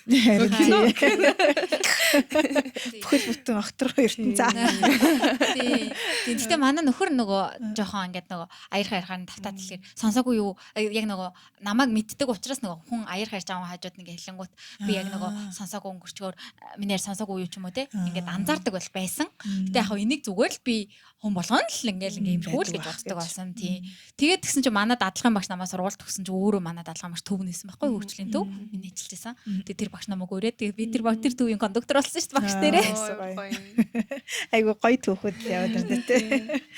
Надад түрүү нөгөө нэг энэ ингээл арга барилын талаар яриад ингээл чи өөрөө ч гэсэн ингээл нөгөө нэг явандаа ингээд туршлагатай болоод эхлэхдээ чиний арга барил ингээд хандлага чинь бас ингээд өөрчлөгдсөн гэдэг нэг хүүхдүүдийн чадахгүй юмнуудыг нь биш ингээд юу чадж гин те 1 3 нь ажиллахгүй байгаа биш бусад 4 3 нь ажиллана штэ гэдэг тэр нөгөө эерэг талаас нь те чаддаг талаас нь харна гэдэг нь айгүй тийм арга барилын маш том зөрүү юм шиг надад санагдаж байна лээ те магадгүй бид нар ч гэсэн ингээл өөртөө яхахтаа ингээл чадахгүй нүдаараа л голдог штэ би ингэж чаддгүй гэл ингээл голоод байдаг те гэтэл ясам дээрээ магадгүй нэг 4 юм чадахгүй маа гэхэд би 50 юм чаддаг гэж болно. Тэр хүүхэд ч гэсэн ялгаа байхгүй те. Тэр 4-т нь анхаарах биш 50 чаддагт нь анхаарж байгаа гэдэг тэр юу н шал өөр арга барил юм шиг надад айгүй гоё санагдчихлаа л да. Тэгээд тэрийг ярьж хавц нөө жисаа ингэ нөө тархины эдис гэл ингээл ярьж байсан штэ. Миний нэг айгүй дуртай нэг ном байдаг аахгүй нөө тархины талаар яг одоо нөө brain that changes itself гэдэг нөө нэг neuroplasticity-гийн талаар ярьдаг аахгүй юу. Тэрэн дээр ивдүүгээд тэгэхээр нөө тархин дээр чинь ингээл бүх одоо бидний гар хуруу те ингээ бүх үйл хөдлөл бүх юм ингээд нөө кодлогдчих ингээ байгаа те. Жишээ нь 1 3 ингээд ажиллагаа болох юм бол тэр шалтгаан гэх юм бол тэр тархин дээр тэр хурууг хариуцж исэн хэсэг нь ажиллагаа гэмтсэн ч юм уу болонгууд тэр хэсгийг одоо жишээ нь хурууга хөдлөж чаддгүй ч юм уу те ингээд тийм шалтгаанаар байдаг гэд тэгэнгүүт тэр neuroplasticity нь яадаг вэ гэхээр хэрв тэр одоо ингээд тархины тэр хэсэг нь ингээд ашиглахтаа болоод одоо өгчсөн ч юм уу те гимтсэн байх юм бол хажуудлынх нь хэсэг нь тэр ролыг үүргүүцэтгэж чаддаг болдог гэж байгаа байхгүй те маш удаан хугацааны дасгал олон давтамжтайгаар дасгалыг хийгээд ах тусам магадгүй тэр хурууг хийх функцийг шинээр сурч чаддаг идэвхжүүлээд идэвхжүүлээд ингээд шинээр сурч чаддаг те тэр нь өөрөө надад би тэрийг одоо чинь баг 10 жилийн өмнө ингээд уншижсэн байхгүй 20 хэдхэн настай да тэр номыг уншаад надад юу санагдсан гэд уг нь бол тэр ном нь болохоор гэдэг self help ч юм уу тийм motivational ном биш байхгүй яг цэвэрлэл тархины талаар ярьдаг тэгсэн мөртлөө тэрийг надад уншсны дараа надад амар тийм том итгэл төрсөн юу эс ингээд тэгэхээр миний тархич угаас ийм мундаг юм байгаа юм байна миний хэрүү нэг чаддгүй юм байх юм бол тэрийг би хичээгээд байх юм бол миний тархи сурчих юм байна гэдэг тийм потенциал ойлгосон юм шиг надад санагдсан байхгүй тэгээд тэр ч гэсэн ингээд магадгүй одоо ингээд бэрхшээлтэй хүмүүстэй ажиллаж байгаа айгу тийм чухал нэг юм шиг те тэр хүүхдэд өгшөөж чадах тийм маш их том потенциал байгаа даа гэдгийг мэдгэн те тийм яг үнэ тэр нөгөө нэг бэрхшээлтэй хүүхэд ер нь бүх хүмүүстэй харилцаанд орж байхад ямар ч хүүхдүүдтэй ажиллаж байхад бэрхшээлтэй хүүхдүүдтэй ажиллаж байхад хамгийн нөгөө нэг суур ойлголт нь миний бодлоор хүн бүр ялгаатай гэдгийг амар ойлгох нэг хүч. Энэ бүх харилцаанд ч гэсэн ажлын орчин, гэр бүлийн орчин ч гэсэн энэ хүн надаас ялгаатай хүн. Энэ хүн өөрөө гэсэн онцлогтой хүн гэдгийг ингээд ойлгох яг бүр ойлгохгүй л дээ бүр 100% гэхдээ ингээд ойлгохыг хичээх тэр тал тэр өнцгөөс нь харах жоохон нэгүүлсэнгүй байх. Ингээл яг л өөр шиг чинь хүн болгон байна гэж байхгүй. Эсвэл нийгмийн нэг хэв шинжсэн байдлаар ингээд хүн болгон байна гэж байхгүй тий. Тэнгүүд ингээд хүний ялгаатай байдлыг хүлээн зөвшөөрч ойлгоно гэдэг чинь ер нь хүний хамгийн том миний бодлоор ингээд хүний хамгийн гоё үн цэнтэй төлөвшөл авах гэж боддог. Тэгээд эннийхээ дараа тий хүний юу чадчихээн за энэ дээр нь би яаж туслах уу гэл ингээл нөгөө олон тэр үе шатууд нь гарч ирэх байна л та. Би бас нөгөө ахлах сургуульд амар олон иргэний нэмийн байгууллагууд сайн дураар ажилладаг гэсэн байхгүй юу. Тэгэхэд ингээл амар олон хурал цуглаан хийн штэ. Тэгээд яг тийм залуучуудын байгууллагын төв дээр нь ажилладаг гэсэн болохоор амар олон байгууллагуудыг хамарсан нэг тийм одоо тийм холбоо болцсон байхгүй. Тэгээд тэр дунд амар олон төрлийн одоо иргэний нийгмийн байгууллагууд байгаа. Тэр дунд одоо түгээмэл хөгжил гэдэг ч юм уу тий одоо зөндөө олон тийм одоо хөгжлийн бэрхшээлтэй хүмүүсийн адвокат ажлыг хийдэг тийм төрлийн бас байгууллагууд байсан. Тэгээд одоо бодоход тэднэр нэг тэр үед нэг юм хөдөлгөөн хийгээдсэн санагдаад ах юм. Яг хөгжлийн бэрхшээл гэдэг үгийг амар өөрчлөх гэж оролдоодсэн монголоор тий. Бэрх биш ээлтэй гэдэг мөн үү? Аагүй тэр болохоор сайхан гарч ирсэн төсөл тий. Зүгээр нөгөө бэрхшээлтэй хэрэгцээ гэж яддаг юм. Тусгай хэрэгцээд эсвэл хөгжлийн онцлог гэж бас нэрлэх гээд ах шиг байсан. Яа тэгэл бэрхшээл гингүүт ямар нэг үнээс илүү сул талтай юм шиг санагдуулах тийм үг болчихж байгаа гэд тий. Тэр нөгөө хуулийнхаа нэрэн дээр нь би бүр энэ дээр ингээд энэ дээр бичээг байна. Хуулийнхаа нэрэн дээр нөгөө хөгжлийн бэрхшээлтэй хүнийг ингээд нэг тодорхойлж бичсэн үг гэдэг байхгүй юу? Энэ дээр одоо байга. Би бүр яг ингээд уншаад. Тэг би яг энэ дээр бүр ярих гэж бодчихсон. Харин тий. Цаанаасаа ашиглаж байгаа үг үсэгтэй тэр бүх юм амар хүмүүс нөлөөлдөг. Тэгээ тийм учраас бас одоо юм ялгарлан гадуурхалт. Яг ялдаг. Бие махбод оюун санаа, сэтгэл мэдрэл, мэдрэхүйн байнгын сонгон орчны бусад саадтай нийлсний улмаас нийгмийн амьдралд бүрэн оролцох чадвар нь хязгаарлагдсан хүнийг хэлнэ гэж аахгүй. Энэ бол манай Монгол улсын ямар олон негатив үггүй тий араас. Тий хөгжлийн бэрхшээлийг одоо ингээд тодорхойлж байгаа үг байхгүй. Тэгээ энэ дээр болохоор зүгээр яг ингээ уншихаар яг юун дээр фокус нь угаасаа та очиж амжсан чинь. Нийгэмд оролцох чадваргүй ч юм уу хинт бэрхшээлэн гэж санагдаж. Тэр хүнд байгаа тий. Энэ ангаа ингээд тэр хүнийг бэрхшээлтэй босныг нь бараг ингээд яллаад битсэн юм шиг ингээд үг гэсэн мэд санагдаж байгаа хгүй. Одоо тэр хүн бэрхшээлтэй гэж хэлээд байгаа байхгүй. Тэнгүүд нийгмийн одоо нийгмийн гинэ дэлхийн юм хандлага болохоор дэлхийн одоо эрүүл мэндийн байгууллага болон одоо тийм ийм мэрэгчлэнүүдийн ийм хандлага нь болохоор бэрхшээл нь тухайн хүний төрөлхийн шинж чанар биш бөгөөд харин хувь хүний бэрхшээл орчны харилцан үйлчлэлийн үр дүнд үүсч буй үр дүн. Тэгэхээр нөгөө нэг энийг бүр маш энгийнээр тайлбарлах юм бол нөгөө манай нийгэм чинь 3 ширхэг ийм сандал энэ сандалтай адилхан л ийм сандлуудтай байна гэсэн үг. Тэгэнгүүт хүн болгоон өөр бүгд цэнхэр сандалн дээр суух алавтай биш тийм төрдөггүй. Тэгээд зарим нь цэнхэр, зарим нь ягаан, зарим нь хар сандалн дээр суун тийм үү. Тэгэнгүүт нөгөө нэг цэнхэр сандалн дээр суух тохиромжтой тийм нөхцөлтэй хүн ороод ирэхээр энд ингээд суух сандал байхгүй цэнхэр өнгийн сандал байхгүй болчиход байгаа байхгүй. Тэгэнгүүт нөгөө цэнхэр өнгийн сандал байхгүй байгаа нь бэрхшээл байхад тухайн хүүхэд цэнхэр өнгийн саналн дээр суух нь бэрхшээл юм шиг тодорхойлсон гэдэгт л ялгаа байгаа. Тэр чинь тэр орчиндөө байгаа аахгүй. Тэр орчинтой өнгөө харилцан үйлчилж байгаа тийм. Тэгээд тэр яг төсөл хэрэгжсэн юм шүү дээ. Бэрхшээлтэй биш, бэрх биш, ээлтэй орчин бүрдүүлээд тий. Одоо жишээ нь гадуур нүний тэрэгнэртэй явахт нь тий зориулагдсан юм налуу зам, тийм босгохгүй хаалга энэ төр гээл тий. Тэр чинь орчин нь л бэрхшээл болгоод байгаа болохоос шүү дээ. Тэр хүн бас бэрхшээл гэсэн үг биш гэж шүү дээ тий. Би нэг шагаагаа хугалсан хгүй яг ковид эхэлж байхад. Тэгээд яг тэр үед буцаагаад Канада руу их сургууль руугаа явцсан. Тэгээд Монголд явахд бүр амар хэцүүс нэг 5 хоног байсан аахгүй юу? Яг нисгээс 5 хоногийн өмнө шахахаа хугалцсан. Тэгээд ингээд тэрэгцчдэр явах гэж үзсэн. Тэгээд суугтай ихтэй явахаар болохгүй гэж цаанаасаа залттай бүр амар хэцүү. Шагаа хугардгүй мэн л да. Тэгтээ би яаж хийж байгаа хугалцсан. Бурууч шиг. Тэгсэн чинь бараг 4-5 сар болж идэхэр ингээд тэгээ би Канадад очингуудаа тэрэгцэр түрээслээд 3 сар байсан. Тэгээ юм тэрэгцэртэй Uber такси макси дууддаг. Тэг ингээд Канадын бүх ингээд тусгай хэрэгцээ юмнууд амар өндөр хөгжилтэй байдаг байхгүй юу. Тэг бүх хаалганууд нь ингээд юм коноптой ингээд өөр автоматар онгоодог. Тэг Канад очивол бүр амар ингээд Монголд байсан 5 хоног амар traumatizing байсан ч гэсэн Канадад очиод бүр амар гоё яагаад байгаа юм шиг санагдаад шүү. Тэгэл бараг тэрийг илүү фан болгоод ингээд нэг үсэн амарч аваад тэгээд нөхрөөрөө төрүүлээд ингээд шопинг window shopping хийгээд ерөөсөө ингээд зүгээр ингээд өөр ингээд түрээд явсан ч гэсэн ямар ч тийм одоо юугүй. Тэгээд яг тэрнээс ингээд Монгол Канада хоёрын ялгааг нь бүр амар анзаараад тэгээд бүр ингээд гайхчихсан аахгүй юу. Тэгтээ тэр бүр амар сүндэ ягаад тэгж хийж болдгүй юм бол гэдээ бүр гайхаад идэв шүү дээ. Ааха. Энэ нөгөө нэг угаасаа манах одоо төлөвлөлт энэ төр хийхтэй юм. Одоо мэдлэг гэх юм уу? Тэг сэтгэл юм шүү тий. Тэгтээ нөгөө ийм стандарт ингээд манай аваад барилгын юм баггүй. Тэг ингээд барилгын юм дээр ч стандарт жирж ингээд одоо бүх юм чим инклюзив болоод байгаа шүү дээ. Тий бүх л хүмүүс тэр налуу шат чинь ерөөсө ганцхан тэр үнэтэй үн зориулсан юм шүү дээ. Тий тэр ихтэй аюу хүн. Тэгээд энэний мэдээлэл энэ сүүлийн үеийн ч ер нь л энэ чинь одоо basic юм стандартчүүд. Энийг ингээд хийхэд нь жоохон хөрөнгө ордог болохоор тэгдэм болов.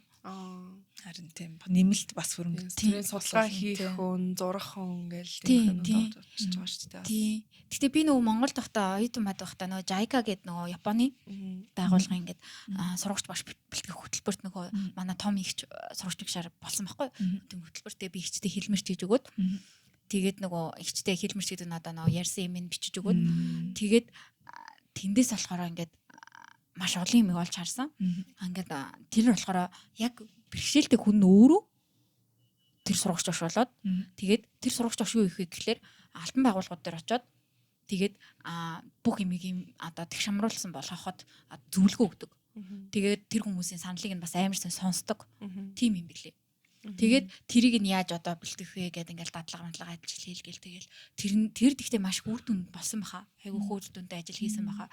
Тийм тэгэл манай одоо том ихч ч гэсэн ингээд аль болох одоо нөгөө боломжнд байх юм бол ерөнхийдөө маш их тийм янз бүрийн төслүүдээр ингээд саналаа оруулахыг хүсдэг. Гэхдээ одоо манай том ихчийг одоо нөгөө юу энэ тэргээр гадуугаар явхад чинь тэгэл гадаадгүй юм уу гэдгээс л ахуулаад анхны асуулт нэгэлтэй ганцхан ер нь бол бэрхшээл ганцхан нөгөө нэг тэрэгэнзэр эсвэл тэрэгэнзэр гэдэгтэй ерөөсөө тийм биш те. Тий Монголын зам бас яг тэрэгэнзэд явах тийм байгаа. Гэхдээ бас нөгөө нэг үйлчлэгийн байгууллагууд дээр ороход бас бусад бэрхшээлтэй хүмүүст ч гэсэн айгүй тийм хүртээмж баг. Гэхдээ миний бодлоор энэ бол нөгөө нэг олон төрлийн хүмүүс байдаг гэдгийг ойлгож хүлээж аваагүй. Тэгээд нөгөө манай улсын хүн амжаан маш баг. Тэгээд тэрэн дотроо цөөнх гэж явж байгаа тийм. Тэгтээ надад бүр яг энэ яриан дээр ста хамаагүй мэлчгүй. Би ингээд боддог байхгүй юу? Одоо ингээд манайх ч ингээд 3 сая хэдэн зуунтэй энэ төр гэл ингээл одоо цөөнх юм жингэл юм байх байгаа гэсэн би ийм шалтгаан ингээд одоо өмөрөөж гэх юм уу улсын хамиг өмөрөөж юм уу ингээд хэлмээр байхгүй юу? Тэгтээ амар сонио одоо бид нар ингээд нийтийн нийгмийн ингээд бодоод үзэх юм бол бэрхшээлийн талаар мэдлэгтэй хүмүүс аягүй цөөхөн шүү дээ. Тэгсэн ирнэ ижил хүсний талаар одоо мэдлэгтэй хүмүүс хин бараг бүгд үстэй. Яагаад тийм кампайн бүр ингээд бүүм гэтлээ яваад яагаад тийм тэгээд ингээд хамгийн гол нь тэр нийгмийн одоо нөгөө гендрийн өөр төвчний тийм хүмүүс чинь ингээд нийгэмд бол ингээд одоо хөдөлгөөнөөр ингээд зур оролцоод байгаа шүү дээ тий. Яг одоо энэ өрөөлөө ингээд орж ирж болоо л байгаа зү тий. Тэнгүүд ингээд айгүй олон яг юм боломжгүй бүр ингээд нөгөө бүр үг хэлээд сонсогдохгүй байгаа хүмүүсийн үг нь ерөөсөө өрөхгүй юм бийж тийм юм бүр ингээд амар би тэгтээ ерөөсөө тэрний талаар шүүмжил гэхээс илүү зүгээр л энэ төрлийн юм чухал сэдвүүн яагаад ингээд нийгэмд хүрдгүн болоо гэдэг дээр амар бухимддаг. Миний бодлоор зөвөр нэгдүгээрт нөгөө нэг сая жилж нөгөө хүн аман цөөхөнтэй тэрний дотор байгаа бэрхшээлтэй хүмүүсүүдэд бодохоор бас хуваараа бодохоор бас ингэ цөөхөнтэй. Тэгээд нөгөө бага орчин хот маань өөрөө айгу accessible биш те тэрэг зэртэй гараад ч юм уу эсвэл ингээ бэрхшээлтэй хүүхдээ тэрэгтэй түрээд явхад хүртэл айгу хүндрэлтэй. Хоёрдугаар хүмүүсүүд нөгөө мэдээлэл байхгүй учраас ингээд хүлээж авч чаддгүй ч юм уу тэр байдлаа тэр болгоноос болоод одоо бэрхшээлтэй хүмүүсүүд айгу тийм нийгмийн нэг хэсэг болж амьдрч чаддгүй юм шиг байгаа нэ. Тэгэнгүүт нэгдүгээрт тэр хүмүүсүүд бидний нүдэнд харагдахгүй те ийм хүмүүсүүд биднэртэй зэрэгцээд энэ нийгэмд орчоод байна. Ийм их бэрхшээл яагаад байна. Тэр үнцэртэй явахд хэцүү байгаад байна гэдэг нь энгийн биднэрт ингээ харагддаггүй гэдгээр нэгдүгээр тэр хүмүүсүүдтэй харилцах бид нар боломжоо алдж जैन те. Хоёрдугаарт нөгөө нэг нийгмийн халамж энэ төр гэдэг ч юм уу нэг одоо чинь гэр бүлийнх нь нэг гишүүн нь бэрхшээлтэй байхаар чинь магадгүй тэр хүний ээж юм уу аав юм уу хин нэг нь заавал бүтэн цагаар ажиллаж байгаа юм шиг ингээд цагаарч байтугай бүр илүү өдөржингөө асрах хэрэгтэй болно те. Тэгэнгүүт тэр хүний чинь үндсэн ажил нь асрах болж байгаа тэр хүн туслах те. Гэтэл тэр хүний тэр нөгөө нэг оюун ухаан мэдлэг мэдээлэл бүх тэр юмнуудаа өөр юм цагт зарцуулах боломжгүй болчихж шүү дээ те. Тэгэхээр тэр нөгөө нэг үнэхээр хэрэгцээтэй байгаа хүмүүсүүд маань хүнээ тэр хэрэгцээтэй хүнээ хасарсаар байтал өдөр хоног нь өнгөрчдөг те. Өөр тэр цаг заваа гаргаад хүмүүсүүдэд мэдүүлэх, таниулах, тэр кампайн хийх те мундаг гой өнгөтэй өнгөлөг пан гэсэн тийм юм хийх тийм ямар ч ирч хүч цаг зав үнэхээр байхгүй болгочихж байгаа юм шиг л санагдаж байгаа байхгүй те. Тэгэхээр нэг тийм зогсолтгүй тийм цикл байгаа байхгүй те. Тэгэхээр магадгүй ингээд чиний хэлж байгаа шиг тийм ингээд кондукторууд нь бүх мэрэгжлийн хүмүүсүүд нь хамт байж идэг төвн те. Эсвэл бэрхшээлтэй хүүхдүүд нь явждаг өдөр өнжүүлэх, цэцэрлэгэн сургууль тэр хүүхдүүд магадгүй ажилдаа явцдаг ч юм уу те. Эсвэл асрагч нь мэрэгжлийн хүний асрагчийн цалингийн улсаас нь төлөөд хүн ирээд те гэрт нь те ядаж нэг 4-5 цаг тэр хэрэгцээтэй хүнийг нь хараад өгчдөг байх юм бол магадгүй тэр ээж аав нь илүү их цагтаа болоод те за бодлогын төвшөнд нөлөөлөе бид нэр хүмүүсүүдэд таниулъя гэд явах боломжтой болох юм шиг те. Тэгвэл тэр чинь ингээд бүх системээр ингээд тэр хүмүүсүүдийн эсрэг болчихоор чинь айгүй л том босгогийн арт байгаа байхгүй те. Яг үнэ. Би бас яг хаяга өөрийнхөө одоо нөгөө инстаграм дээр хөтэлдэг хаягаас хичнээн ингээ бага насны хүүхдийн хөгжил хүмүүжил ингээ оруулж байгаа гэсэн дандаа тэр дотор ингээ хамт нь оруулаад явахыг айгүй хүсдэг. Тэгээд яг нөгөө гэр бүл гэж ярьснаас сая нөгөө Монгол би ирээд нэг үйл ажиллагаанд оролцсон байхгүй сурагч төгшөөр. Тэгсэн чинь тэр бүр үнэхээр юм бүр ярихгүй байхын аргагүй тийм үйл ажиллагаа болсон. Тэр болохоор ингээ нөгөө манай том их нөхөртөг одоо гэр бүлэрээ тэрийг ингээ зохион байгуулсан. За тэр нь болохоор ингээд хөгжлийн бэрхшээлтэй хүүхдүүдийн эцэг их болон гэр бүл аах ихч дүүнэр бүгдээр ингээд аваад тэгээд хотоос гараад ингээ маш гоё амралтанд очоод тэгээд ингээд 4 өдөр ингээд амраагаад тэгээд хүүхдүүдтэй холбоотой сургалт өгөөд за тэгээд хоорондоо юм спортын бүх хүүхдүүд ингээд хоролцсон спортын тэмцээн урлагийн гоё юмнууд за тэгээд хоол ундтай амраагаа тэгээд ийм сэллэх мэлэх ингээ бүх юм ингээд цогцлооцоо тийм гоё хөтөлбөр хийсэн. Тэгээ тэрийг надаас Johnny and Friends болон нөгөө World Vision санхүүжүүлсэн. Тийм тэгээд гэрэлт гэдэг бас төрийн бас байгууллага санхүүжүүлсэн юм байна. Тийм тэгээд эндээс ингээд би яг юу харсан бэ гэсэн чинь үнэхээр тэр эцэгчүүдэд ингээд маш их цаг хэрэгтэй гэдэг нь ингээд харагдсан. Бүр ингээд нөгөө нэг волейболын ингээд хоорондоо эцэгчүүд ингээд хоёр баг болоод зөөр хүүхдүүдийн нөгөө волонтерууд харж тэр волонтерууд ч гэсэн тэгтээ үнэхээр гайхамшигтай. Хүүхдүүдийн ингээд тэр эцэгчүүдийн амраагаад ингээд өөрийнхөө хүслээр ингээд харж өгч байгаа байхгүй. Тэгээд тэр ингээд нөгөө хоёр баг болоо эцэгчүүд тоглож байсан чинь ингээд 10 жил төгсөхдөө хамгийн сүүлд волейбол тоглож байсан. Ерөөс тэрнээс хойш ингэж гоё тоглосон гэж ярьж байгаа юм чинь. Тэгээ энэ үгнээс нь гол нь юуг сонсогч байгаа гэхээр нөгөө хүүхэдтэй болоод хүүхдээ асраад эмнэлэгдээд хүүхдээ ингээд ясаар хагаад өөрсөддөө нөгөө гарах цаг байхгүй амрах цаг байхгүй. Тэгээ энэ хэрэгцээг нь манай их ч ингээд олж хараад ингээд ийм зүйл зохион байгуулсан эзэн. Тэгээ энэ нь эргээгээд нөгөө нэг буцаагаад бидэнд нийгэм рүүгээ яг яаж нөлөөлж байгаа гэхээр тэнцээ ингээд маш олон сайн дурын ажилтан хүүхдүүд оюутнууд ирсэн. Тэгэл тэд нар чинь ингээд ерөөсө тэдний гэр бүлд нь юу явагдд юм бэ те, ямар им рутинтэй байд юм бэ, ямар им там ингээд яаж хийд юм бэ те. За тэгээ ингээд ямар их нөгөө хүч хөдөлмөр ордог юм бэ. Тэнгүүд бидний тусламж яасах хэрэгтэй байдаг юм бэ. Энийг нийгэмд яасах ярих хэрэгтэй байдаг юм бэ. Тэгэд яг хөө ингээд 500-50000 хүнд ингээд ярьслага өгөөлч юм уу те, тэгэж бүрэг чадахгүй л те. Тэгтэл тэнд ирсэн ингээд 50 100 гаруй ингээд хүнс ч одоо 50 хүн ингээд волонтер дотор ингээд байлаа гэж бодоход чинь гараад ядаж те 50 хүн чинь 5 хүнд ярьлаа гэж бодоход хэд болох вэ? Тэр дэр нь дахиад яах вэ те? Ингээд айгүй юм том нийгэмд ингээд айгүй хэрэгтэй тим юм хийсэн. Тэр эцэгчүүд мөр маш сэтгэл хангалуунсан. Би тэнцээ очиж бас ингээд өөрийнхөө мэрэгжлийн талаар яриад Монголд одоо боловсролт ингэж хамруулж, гэрийн нөхцөлд ингэж хамруулах боломжтой. За хүүхдүүдэд ийм дасгал хөдөлгөөн гэрийн нөхцөлд хийвэл зүгээр, булчин ингэж сурлуул зүгээр гэдэг зүрийн товчхон жоохон тийм хичээл ороос өөрөөс амарсан хэмжээ гэрүүлээрээ. Тэр арга хэмжээнийх нь нэр нь юу гэсэн бэ? Тэр Family Retreat гэдэг 2024 өнгөрсөн жил бас хийсэн. Тэгээд тэр өнгөрсөн жил явсан гэр бүл нь ч гэсэн явсан гэж ил болон айгүй хөөрхөн. Тэгээд бид нар тэгвэл энэ ангийнхаа description дээр нь Instagram хаяг те Facebook хаяг байх юм бол тэрийг нь оруулчих. Хэрвээ та сонирхож байгаа юм бол ороод мэдээлэл аваад магадгүй дараа жилийнх нь те хөтөлбөр retreat-д нь явах юм бол бас хэрэгтэй гоё хөтөлбөр юм шиг сонсогдлоо. Хэдүүлээ нэг сэдвүүдээ ярих гэж бодлоо л да. Нэг чиний гол мэрэгжил чинь бол боловсролт тэгш хамрагдалт гэдэг шүү дээ. Бид нэр яг сая одоо ингээл яагаад юунаас бэрхшээл үүсч болох уу? Тэгээ яагаад энэ чиглэлээр сурсан энэ төрөд ярьлаа. Одоо тэгвэл яг боловсролт хүүхдээр одоо бэрхшээлтэй байгаа хүүхдүүдийг тэгш хамруулъя гэх юм бол эцэг эхчүүд те боловсрол олгох ангаах одоо те жилгээ талаасаа юун дээр анхаарах ёстой байдаг. Тэгжээж яаж ээж одоо тэр хүүхдүүдтэй боловсрал ингээд тэгш хүртэх боломжтой болдог талаар нь та бидэрт бас танилцуулж өгөөч. Миний бодлоор энэ дээр ингээд ярихтаа нөгөө боловсрал гэдгээ яг манайхаа эсвэл ингээд нөгөө тэр хүртэгч хүмүүс нь яг юу гэж олгоод байна вэ гэдг нь яг нөгөө мэдлэг одоо хоёр дээр нэг нь 2 4 гэдгийг ингээд мэдээд сургаад байгаа нь боловсрал гэж бас ойлгоод байна уу? Эсвэл бол нөгөө бэрхшээлтэй хүүхдийн хувьд бол ингээд хүүхэд хөдлөө өргөөд өөрөө ингээд өвдгөө өндөр дөргөөд тэг газар тавиад алхах гэж тэр үйлдэл хийж байгаа нь боловсрал дотор орж байгаа нэг том үйлдэл үр дүн байгаа байхгүй.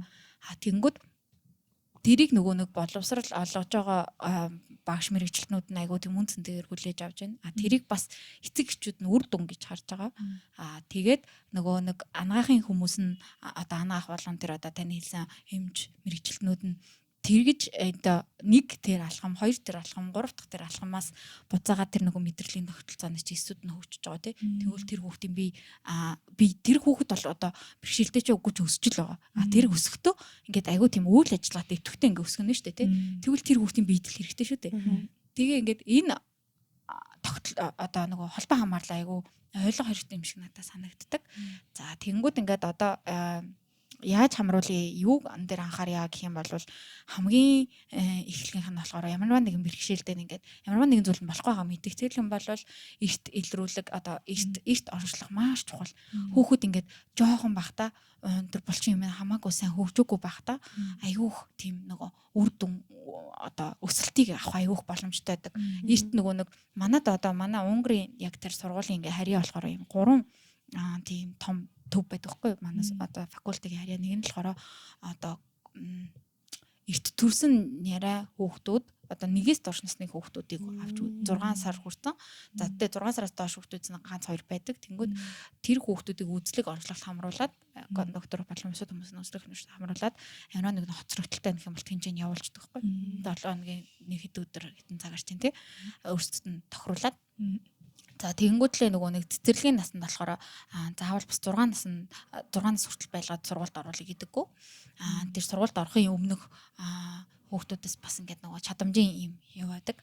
За тэр чадамжинд ингээд хүртэл ингээд эцэг эхчүүд болон юм бүх талууд хамтралж байгаа. Гэхдээ Унгарын нөгөө нөхцөлтч бай, Монголын нөхцөлтч байныг харагддаг зүйл нь бид нар ингээд маш сайн юмнууд ингээд зааж өгөөд хүүхдэн тий ер нь бол бид нар ингээд хүүхдийг хязгаарч үр дээрээ суулгаж хоол идүүлдэггүй ямар ч бэрхшээлтэйс яг тухайн хүүхдэд тааруулсан тэр зөөлөвчтэй сандал юм ингээд толгоогоо ингэтний ингээд унахгүй байх тий бүхий л аюулгүй байдлыг нь хангаж өгөөд тэгээд нөгөө хүүхдийг өөрөө бас аюулгүй байдлыг нь мэдэрч гинүү гэж асуугаад тэр хүүхдийг нь мэдэртэл нь тийм тийм нөхцөлийг ингээд ягаад доор нь одоо хөлнийхэн доорнжсэн юм байгаад тэгээ ингээ гартаа таталтахгүй нь бол юм бариад ингээд тэгээ өөрөө ямар нэгэн байдлаар тэр халбыг барьж идэх хэрэгтэй байхгүй хооллоо гэхэд тэгэнгүүт нөгөө тэр халбыг ингээ барьж чадахгүй байж болно шүү дээ. Тэгтээ нөгөө хүүхэд хитрхийг хатгаад авах юм бол кондуктор нь хурууга ингээ дундуур нь оруулчихна. Тэнгүү кондуктор халбыг барьчаад тэгээд гараатай нь өөрт нь барьжаад амруу нь хийж өгöd. Энэ яг юу явагдаад байна вэ гэхээр тухайн хүүхэд өөрөө халбаа бариг байгаа ч гэсэн яг барьж байгаа юм шиг сурч байгаа байхгүй. Энд чинь ингээд дараа 3 сарын дараа гараа авлаа чи өөрөө халбаа одоо бариад үз. Ингээд ийм үйл явцсан. Энийг маш удаан тэгтээ маш үр дүн гардаг. Тэгээд энийг ингээд зааж өглөө. За хичээл тарлаа. 2 цаг тарлаа. Явлаа баяртай. Гэтэ очиод нөгөө будин дээр ингэж яаж байгаа зүгээр гэс амруу наваа чинь гэдэг хүчтэй. Унгарт бол яг бас тийм тохиолдол зөндөө байдаг. Манай одоо төвд явдаг хүүхдийн ээж нь ч юм уу те. Тэгээд ингээд энэ дээр ингээд бид нар айгүй хамтарч ажиллаач гэж хүсдэг. Тэгээд бид нар ингээд алхуулад яасан. Тэнгүүд ингээд одоо өрөөнөө хөсөө ахуулаад 0 хүртлээ ингээд ядаж те 5 алхам хийлгүүлээрээ өнөөдөр бол ингээд маш сайн явсан гэл те урамшуул тэнгүүд тухайн эцэг ихч бас ингээд ганц хүүхдтэй биш үү ингээд дүүнэртэй доорн дээр эсвэл нэг дээр ч юм уу. Тэнгүүд нөгөө тухайн хүүхдээ ганцаараа ажиллаад чадахгүй учраас би ямарыг одоод гэс памперс ч юм уу те ингэдэг. Тэгээд энд ингээ маш их хүчин чармайлт хэрэг болдог. Тэгээд маш их тусламж хэрэг болдог бас. Тийм. Тэгээд одоо тэр эцэг шиг тэгээд бидний хийсэн шиг хийхгүй байх гэж буруутах айгүй хэцүү. Тэр чинь ингээ гэр орондоо жил түгээр хадал ингээл бид нар ч амар их ажиллана шүү дээ. Тэгээ энэний хажуугаар ингээ эцэг эхчүүдээс бол бүр үнэхээр энэ зүрх сэтгэлийн хөдөлмөр гардаг, тарихны хөдөлмөр гардаг, мэдлэг мэдээл болгоны одоо гадаад хэлнээс бараг л орчуулж уншдаг бах тий. Тэгэл ингээл амар их олон мэдлэг мэдээл хэрэг олон, санхүү мөнгө хэрэг олон, цаг хугацаа. Харин тий. Яг л нөгөө хүүхдтэй болохоос өмнө бодож исэн бүх юм. Тэгэхээр хүүхдтэй болохоос өмнө ийм зүйлч болж болно. Энийг ч гэсэн би accept хийн. Тэгээд хүүхдтэй болмоор байна гэсэн үедээ яхан бол энэ бүх давах туулах зүйл нь арай илүү жоохон баяр баясгалангаар илүү олж харах нөгөө юу болохгүй гэдэг биш харин нөгөө юу болж байна гэдгийг илүү олж харах тийм нөхцөл таах. Японд болохоор хуулиараа яг сургууль анги болгонд ингээд нэг хүүхэд оноож өгдөө шүү дээ хөгжлийн бэрхшээлтэй хүүхдүүд. Тийм манайцсан тийм. Манайч гэсэн янаас өнгөрч санаа уусан. Тийм яг тийм үнээр. Яг хуулиараа яг бүх улсын сургуулиудад тэгдэг үү те. Үгүй одоо нөө бэрхшээлээс ялгаа хөнгөн бол 2 хүүхэд маань нэг. Тийм. Тэгжээж бас нөгөө нэг те хүүхдүүд чинь тийм нөгөө бэрхшээлтэй гэж байгаа хүүхдүүд маань ингээд нийгмийн харилцаанд орж ийн нөгөө энгийн одоо бэрхшээлгүй хүүхдүүд маань ч гэсэн ингээд бэрхшээлтэй хүүхд байдаг тэрнэнтэй тэгтээ ингээд те надаас ямар ч ялгаа авахгүй ингээд хамтдаа ингээд оршин тогтнод явдаг гэдгийг бас багаасаа сурж ирж те тэгэхгүй ингээд бүгднийг тусдаа олгочхоор чинь нэг нэгнтэйгээ харилцахгүй те юм байдаг гэдгийг мэдэхгүй өсөж байгаа л те. Тэгтээ нөгөө би манай одоо нөгөө яг энэ мэргэжлэр ажиллаж байгаа хүмүүсийн орондоо маш жоох шүү дээ тий. Тэгээ маш их хэрэгцээтэй байдаг. Тэгтээ хэрэгцээтэй байгаа мэргэжлийг хүн болвол ингээ бодох амар их одоо авч судлахыг хүсэн шүү дээ тий. Тэгтэл ингээл ерөөсөө одоо нэг их байхгүй. Тэгээ энэ маань яагаад байна вэ гэхлээр нөгөө манай мэргэжлийн үн цэнд орж байгаа байхгүй. Манай одоо нийгэм болон улс маань хэр зэргийн үн цэн өгж ийн гэдэг. Тэгэнгүүтээ одоо яг зүгээр ингээд улсын хөгжил мөнгө санхугаа жоохон бодоод үзэхлээр нэг их эдрийг ингээд сурахгүй байсан ч гэсэн улс маань болчих юм шиг бодогдоод байгаа байхгүй. Тэнгүүд би ял энэ дээр ингээд хэлмээр байдаг зүйл нь болохоор тухайн хүүхдийг ингээд боловсролд хамруулад одоо ямар нэгэн багж ихч бай тэ юм сураад ингээд яваад тэгээ нийгэм байр суурь болгоно нөгөө нийгэм маань ингээд доктортой хөгжинэ. Тэгээд нөгөө нэг хин нэгэн одоо хэний ч амьдралд юу ч тохиолдож болж болно тий. Тэнгүү тухайн нийгэмд хүн ингээ аюулгүй амьдарч байгаа. Тэгээд тухайн хүнийг ингээд ямар ч байсан гэсэн хүлээж авах тэр нийгэм ингээ бэлэн байгаа. Тэнгүүд одоо манай нийгэм бол одоо тий зөвхөн эрүүл хүн л амьдрах болчиход байна шүү дээ тий. Үгүй эрүүл гинэ одоо бэрхшээлгүй хүн ямарваа нэгэн бэрхшээлгүй хүн. Тэгэнгүүт тийм байхan бол нөгөө Монгол улсын доктортой хөгжөөл том зүйлүүдэд энэ үргэлж нөлөөтэй байх болно. Одоо миний мэрэгчлэр ингээл Америкийн нэгдсэн улс ингээл өөр улсуудад ингээл ажиллагаан болвол тий зүгээр л цалин мөнгө бодоход л зүгээр цалин мөнгнөөс нь ямар үнц нь өвж байгааг ингээ харагдаж байхгүй тухайн хүнийг яаж үнэлж байгаа нь гэх юм уу. Одоо тий Японд жишээлбэл ингээ нэг хүүхдэд нэг гэхээр ч одоо маш их мэрэгчлэнүүд хэрэг болж байгаа шүү дээ тий. Тэнгүүд тийм олон мэрэгчлэнүүд байгаад байна гэдэг чинь тэр мэрэгчлэр ингээ сураад байгаа хүмүүс ба.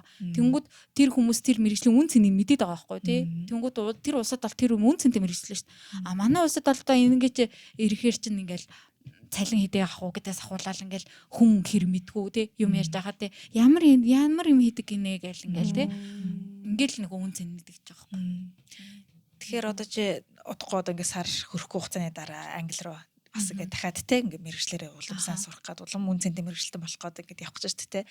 Сураад Монголд ирснийхэн дараа ямар юм хийж бүтээх хүсэлтэй байна вэ? Юу болохоор Монголдо ирэх юм бол нөгөө манай Монгол улс болохоор ингээд бүх боловсролын юм бүтггүй болсон бол биш. Ингээд сайн судлаад үзэх юм бол манай боловсролын яам бол маш сайн юм журам хуйлуудыг гаргасан 2019 онд ч одоо тэгш амруулах хууль батлагдлаа шүү дээ. Тэнгүүд ингээд одоо Унгар улстай харьцуулах юм бол Унгар улс зарим талаар тэгш амруулан зарим талаар тусгай байхгүй. Тэгээ яг тэр нөхцөлдөө бас болж иж болно шүү дээ. Тэнгүүд Монгол улсын маань ийм зүйлүүд нь аюу сайн. Гэхдээ нөгөө нэг яг энийг яаж хэрэгжүүлэх тэр угаасаа мэрэгжлийн хүмүүс нь дутмаг болохлээр юу яагаад байгаа. Яг амьдрал дээр жоохон буухта арга зүг байгаа болохоор ингээд байгаа байхгүй. Тэгээд дээрэс нь манай улс ингээд маш сайн хөрөнгө оруулалтад авч байгаа шүү дээ тий. Улсаас ч юм уу тий. Тэгээ ингээд манад одоо ингээд төвүүд байдаг юм лээ. Төвүүд бараг баригдсан ч байгаа, баригдах гэж байгаа ч байгаа тий. Баригдах боломжтой ч байгаа. Тэнгүүд тэр хоосон төв дотор ч явах хүүхдүүд маш их байгаа. Ажиллах хүмүүс байна. Тэнгүүд энийг яаж ингээд болох вэ гэдгийг ингээд би яахын тулд би аюугаа энэ мэрэгжлийнхаа чиглэлээр ингээд энэ төвүүдийн ийм төсөл хөтөлбөрт оролцож өөрийнхөө сурсан юм арга зүг хийхээсэн гэж хүсдэг. Нөгөө талаар миний өөрийн хувийн амбиц бол би хүүхэд хөгжлийн төвтэй болохыг хүсдэг. Энэ нь болохоор бүхий л хүүхдүүдэд хамруулсан. За тэгээд эндээ хамгийн гол онцлог энэ төв нь болохоор би яг кондуктив боловсролоо мэдээж энэ үгээрээ хийн. Тэгтээ хамгийн гол боловсрол нь би ингээд Монгол хүүхдэд тохирсон тийм нэг юм хөтөлбөр тийм бүр амар том боловсролын хөтөлбөр гэхгүй л те. Зүгээр л тэр өөрийнхөө төвийн хэмжээнд тэр Монгол хүүхдэд жоохон тохирсон байдлаар юм хийх хүсдэг. Манай Монгол хүүхдүүд ингээд заавал те тэр гадаад улсын хүүхдүүдэд хэрэгжилж байгаа тэр хөтөлбөрийг мэдээж санаа авч болно, мэдээж те яаж болно энэ ч дайгуун байна гэд те бодож болно. Гэхдээ Монгол хүүхдийн хувийн онцлог, Монгол хүүхдийн өөрийн хөгжил төлөвшөл ямарваа нэг юм сэтгэх чадвар нь ямар онцлогтой байдаг гэдэг дээр нь тулгуурсан өөрсдөд нь тохирсон нэг юм гоё хөтөлбөртэй Монгол ёс заншил энтер гэдэг ингээд яхаар одоо ингээд бараг мартагдчих штеп. Яг бидэрт байхгүй зөндөө юм байгаа. Гэхдээ яг одоогийн бидний яг өнөөдрийн энэ дээр ингээд өсөж байгаа хүүхдүүд төлөвч мэдгүй. Тийм бид нэр одоо ингээд хот руугаа гарлаа бүхэл хаяг англи солонгос яасан хийсэн хэл дээр байна. Нэгт хоёрт одоо хэлээрээ ярихдаа бид нар дам монголоор ярихгүй байна тий. Ингээл маш олон зүйлүүдээс гадна тэр хөгжлийн төв дээр би жоохон стандартын дагуу боловсролын тогтолцоотой хэрнээ тэрийг жоохон монгол хүүхдүүдэд илүү одоо өвөгт нь яг ингэ жоохон зориулсан дуу болгож хийсэн тийм төвд болохыг хүсдэг. Тийм. Маш гоё том те зорилгоо өөртөлж бас ингээд те хүний нутаг боловсрол эзэмшихэр зорж байгаа юм байна. Ялцчгүй ингээд нөгөө нэг салбарт те одоо ингээд бодлого талаас нь ярих юм бол маш хэрэгцээтэй ингээд те хүний нөөцөд ингээд хэрэгтэй байгаад байдаг. Гэсэн мөртлөө яг ингээд цагаат болонгод яг тэрэн дээр нь ингээд чадвартай те мэддэг ингээд туршлагатай яг тэр чиглэлээр нь мэрэгсэн хүмүүсүүдэд олж авчирч тавьж чадахгүй байгаа юм шиг надад бас харагдаад байдаг. Тэгэхээр магадгүй чамааг ингээд төгсөөд эрэхтэнтэй хэрөө одоо тэр ингээд хөгжлийн төвүүдтэй хүүхд хөгжлийн төвүүд энэ байх юм бол яг энэ мэрэгжлийн хүн байна гэд олоод авчраа томилоод ажиллуулах хасаа гэж хүсэж байна. Тэгээд энэ чинь ингээд билээхэн хүн байна гэдэг олон жил те зүрх сэтгэл цаг бүх юмаа ингээд зориулаад ингээд мэрэгж байгаа хүн байгаа учраас тэр чиглэлээр ажилладаг хүмүүс ахын бол сайн харж аваарай гэж л одоо хүслээ те. Тэгээд амжилт хүсье. Маш их зоригтой ингээд маш олон ингээд бэрхшээлтэй даваануудыг ингээд давцсан учраас дараагийн юу ч болсон угаасаа ингээд энэ мэрэгжлийнхэн төлөө хүмүүсүүдийнхэн төлөө ажиллаад явна гэдэгт бол би угаасаа огтхон зэрэгэлцэхгүй байна те. Чиний амьдралын ингээд дараагийн адил явдлуудыг бол би бас ингээд те сошиал медиагаар ингээд хараад явахтаа бол бас их дуртай баяртайгаар ингээд хамтдаа тэр замдлуудыг чинь хамт туулъя гэж бас бодлоо. Тэгэхээр ингээд бид нар өнөөдөр цаг зав гаргаад те хүрэлцэн ирээд өөрийнхөө туршлагаасаа, өөрийнхөө амьдралаасаа, өөрийнхөө итгэл үнэмшлээсээ ингэж хуваалцсанд маш их баярлалаа. Би бас маш их баярлалаа. Тэгээд үзэж дууссан хүмүүс маань бас те өөрийнхөө түүхээ шеэрлэх юм бол дараа нь гарч байгаа QR кодыг уншуулад өөрийнхөө түүхээ бид нартай хуваалцаарай. Бас дараа нь хэнийг одоо ямар бас сэдвэр ямар хүнээс юу сонсомоор байна бас байх юм бол сэтгэлж ирээ гэж хүсмээр байна. Тэгээ YouTube дээр үзэж байгаа бол энэ одоо подкастын эпизод таалагдсан бол лайк дараад, subscribe батнаа дараарай. Дараагийнхаа шинэ дугаарууд орох юм бол мэддэг байгаа шүү. За ингээд баярлалаа. Баярлалаа.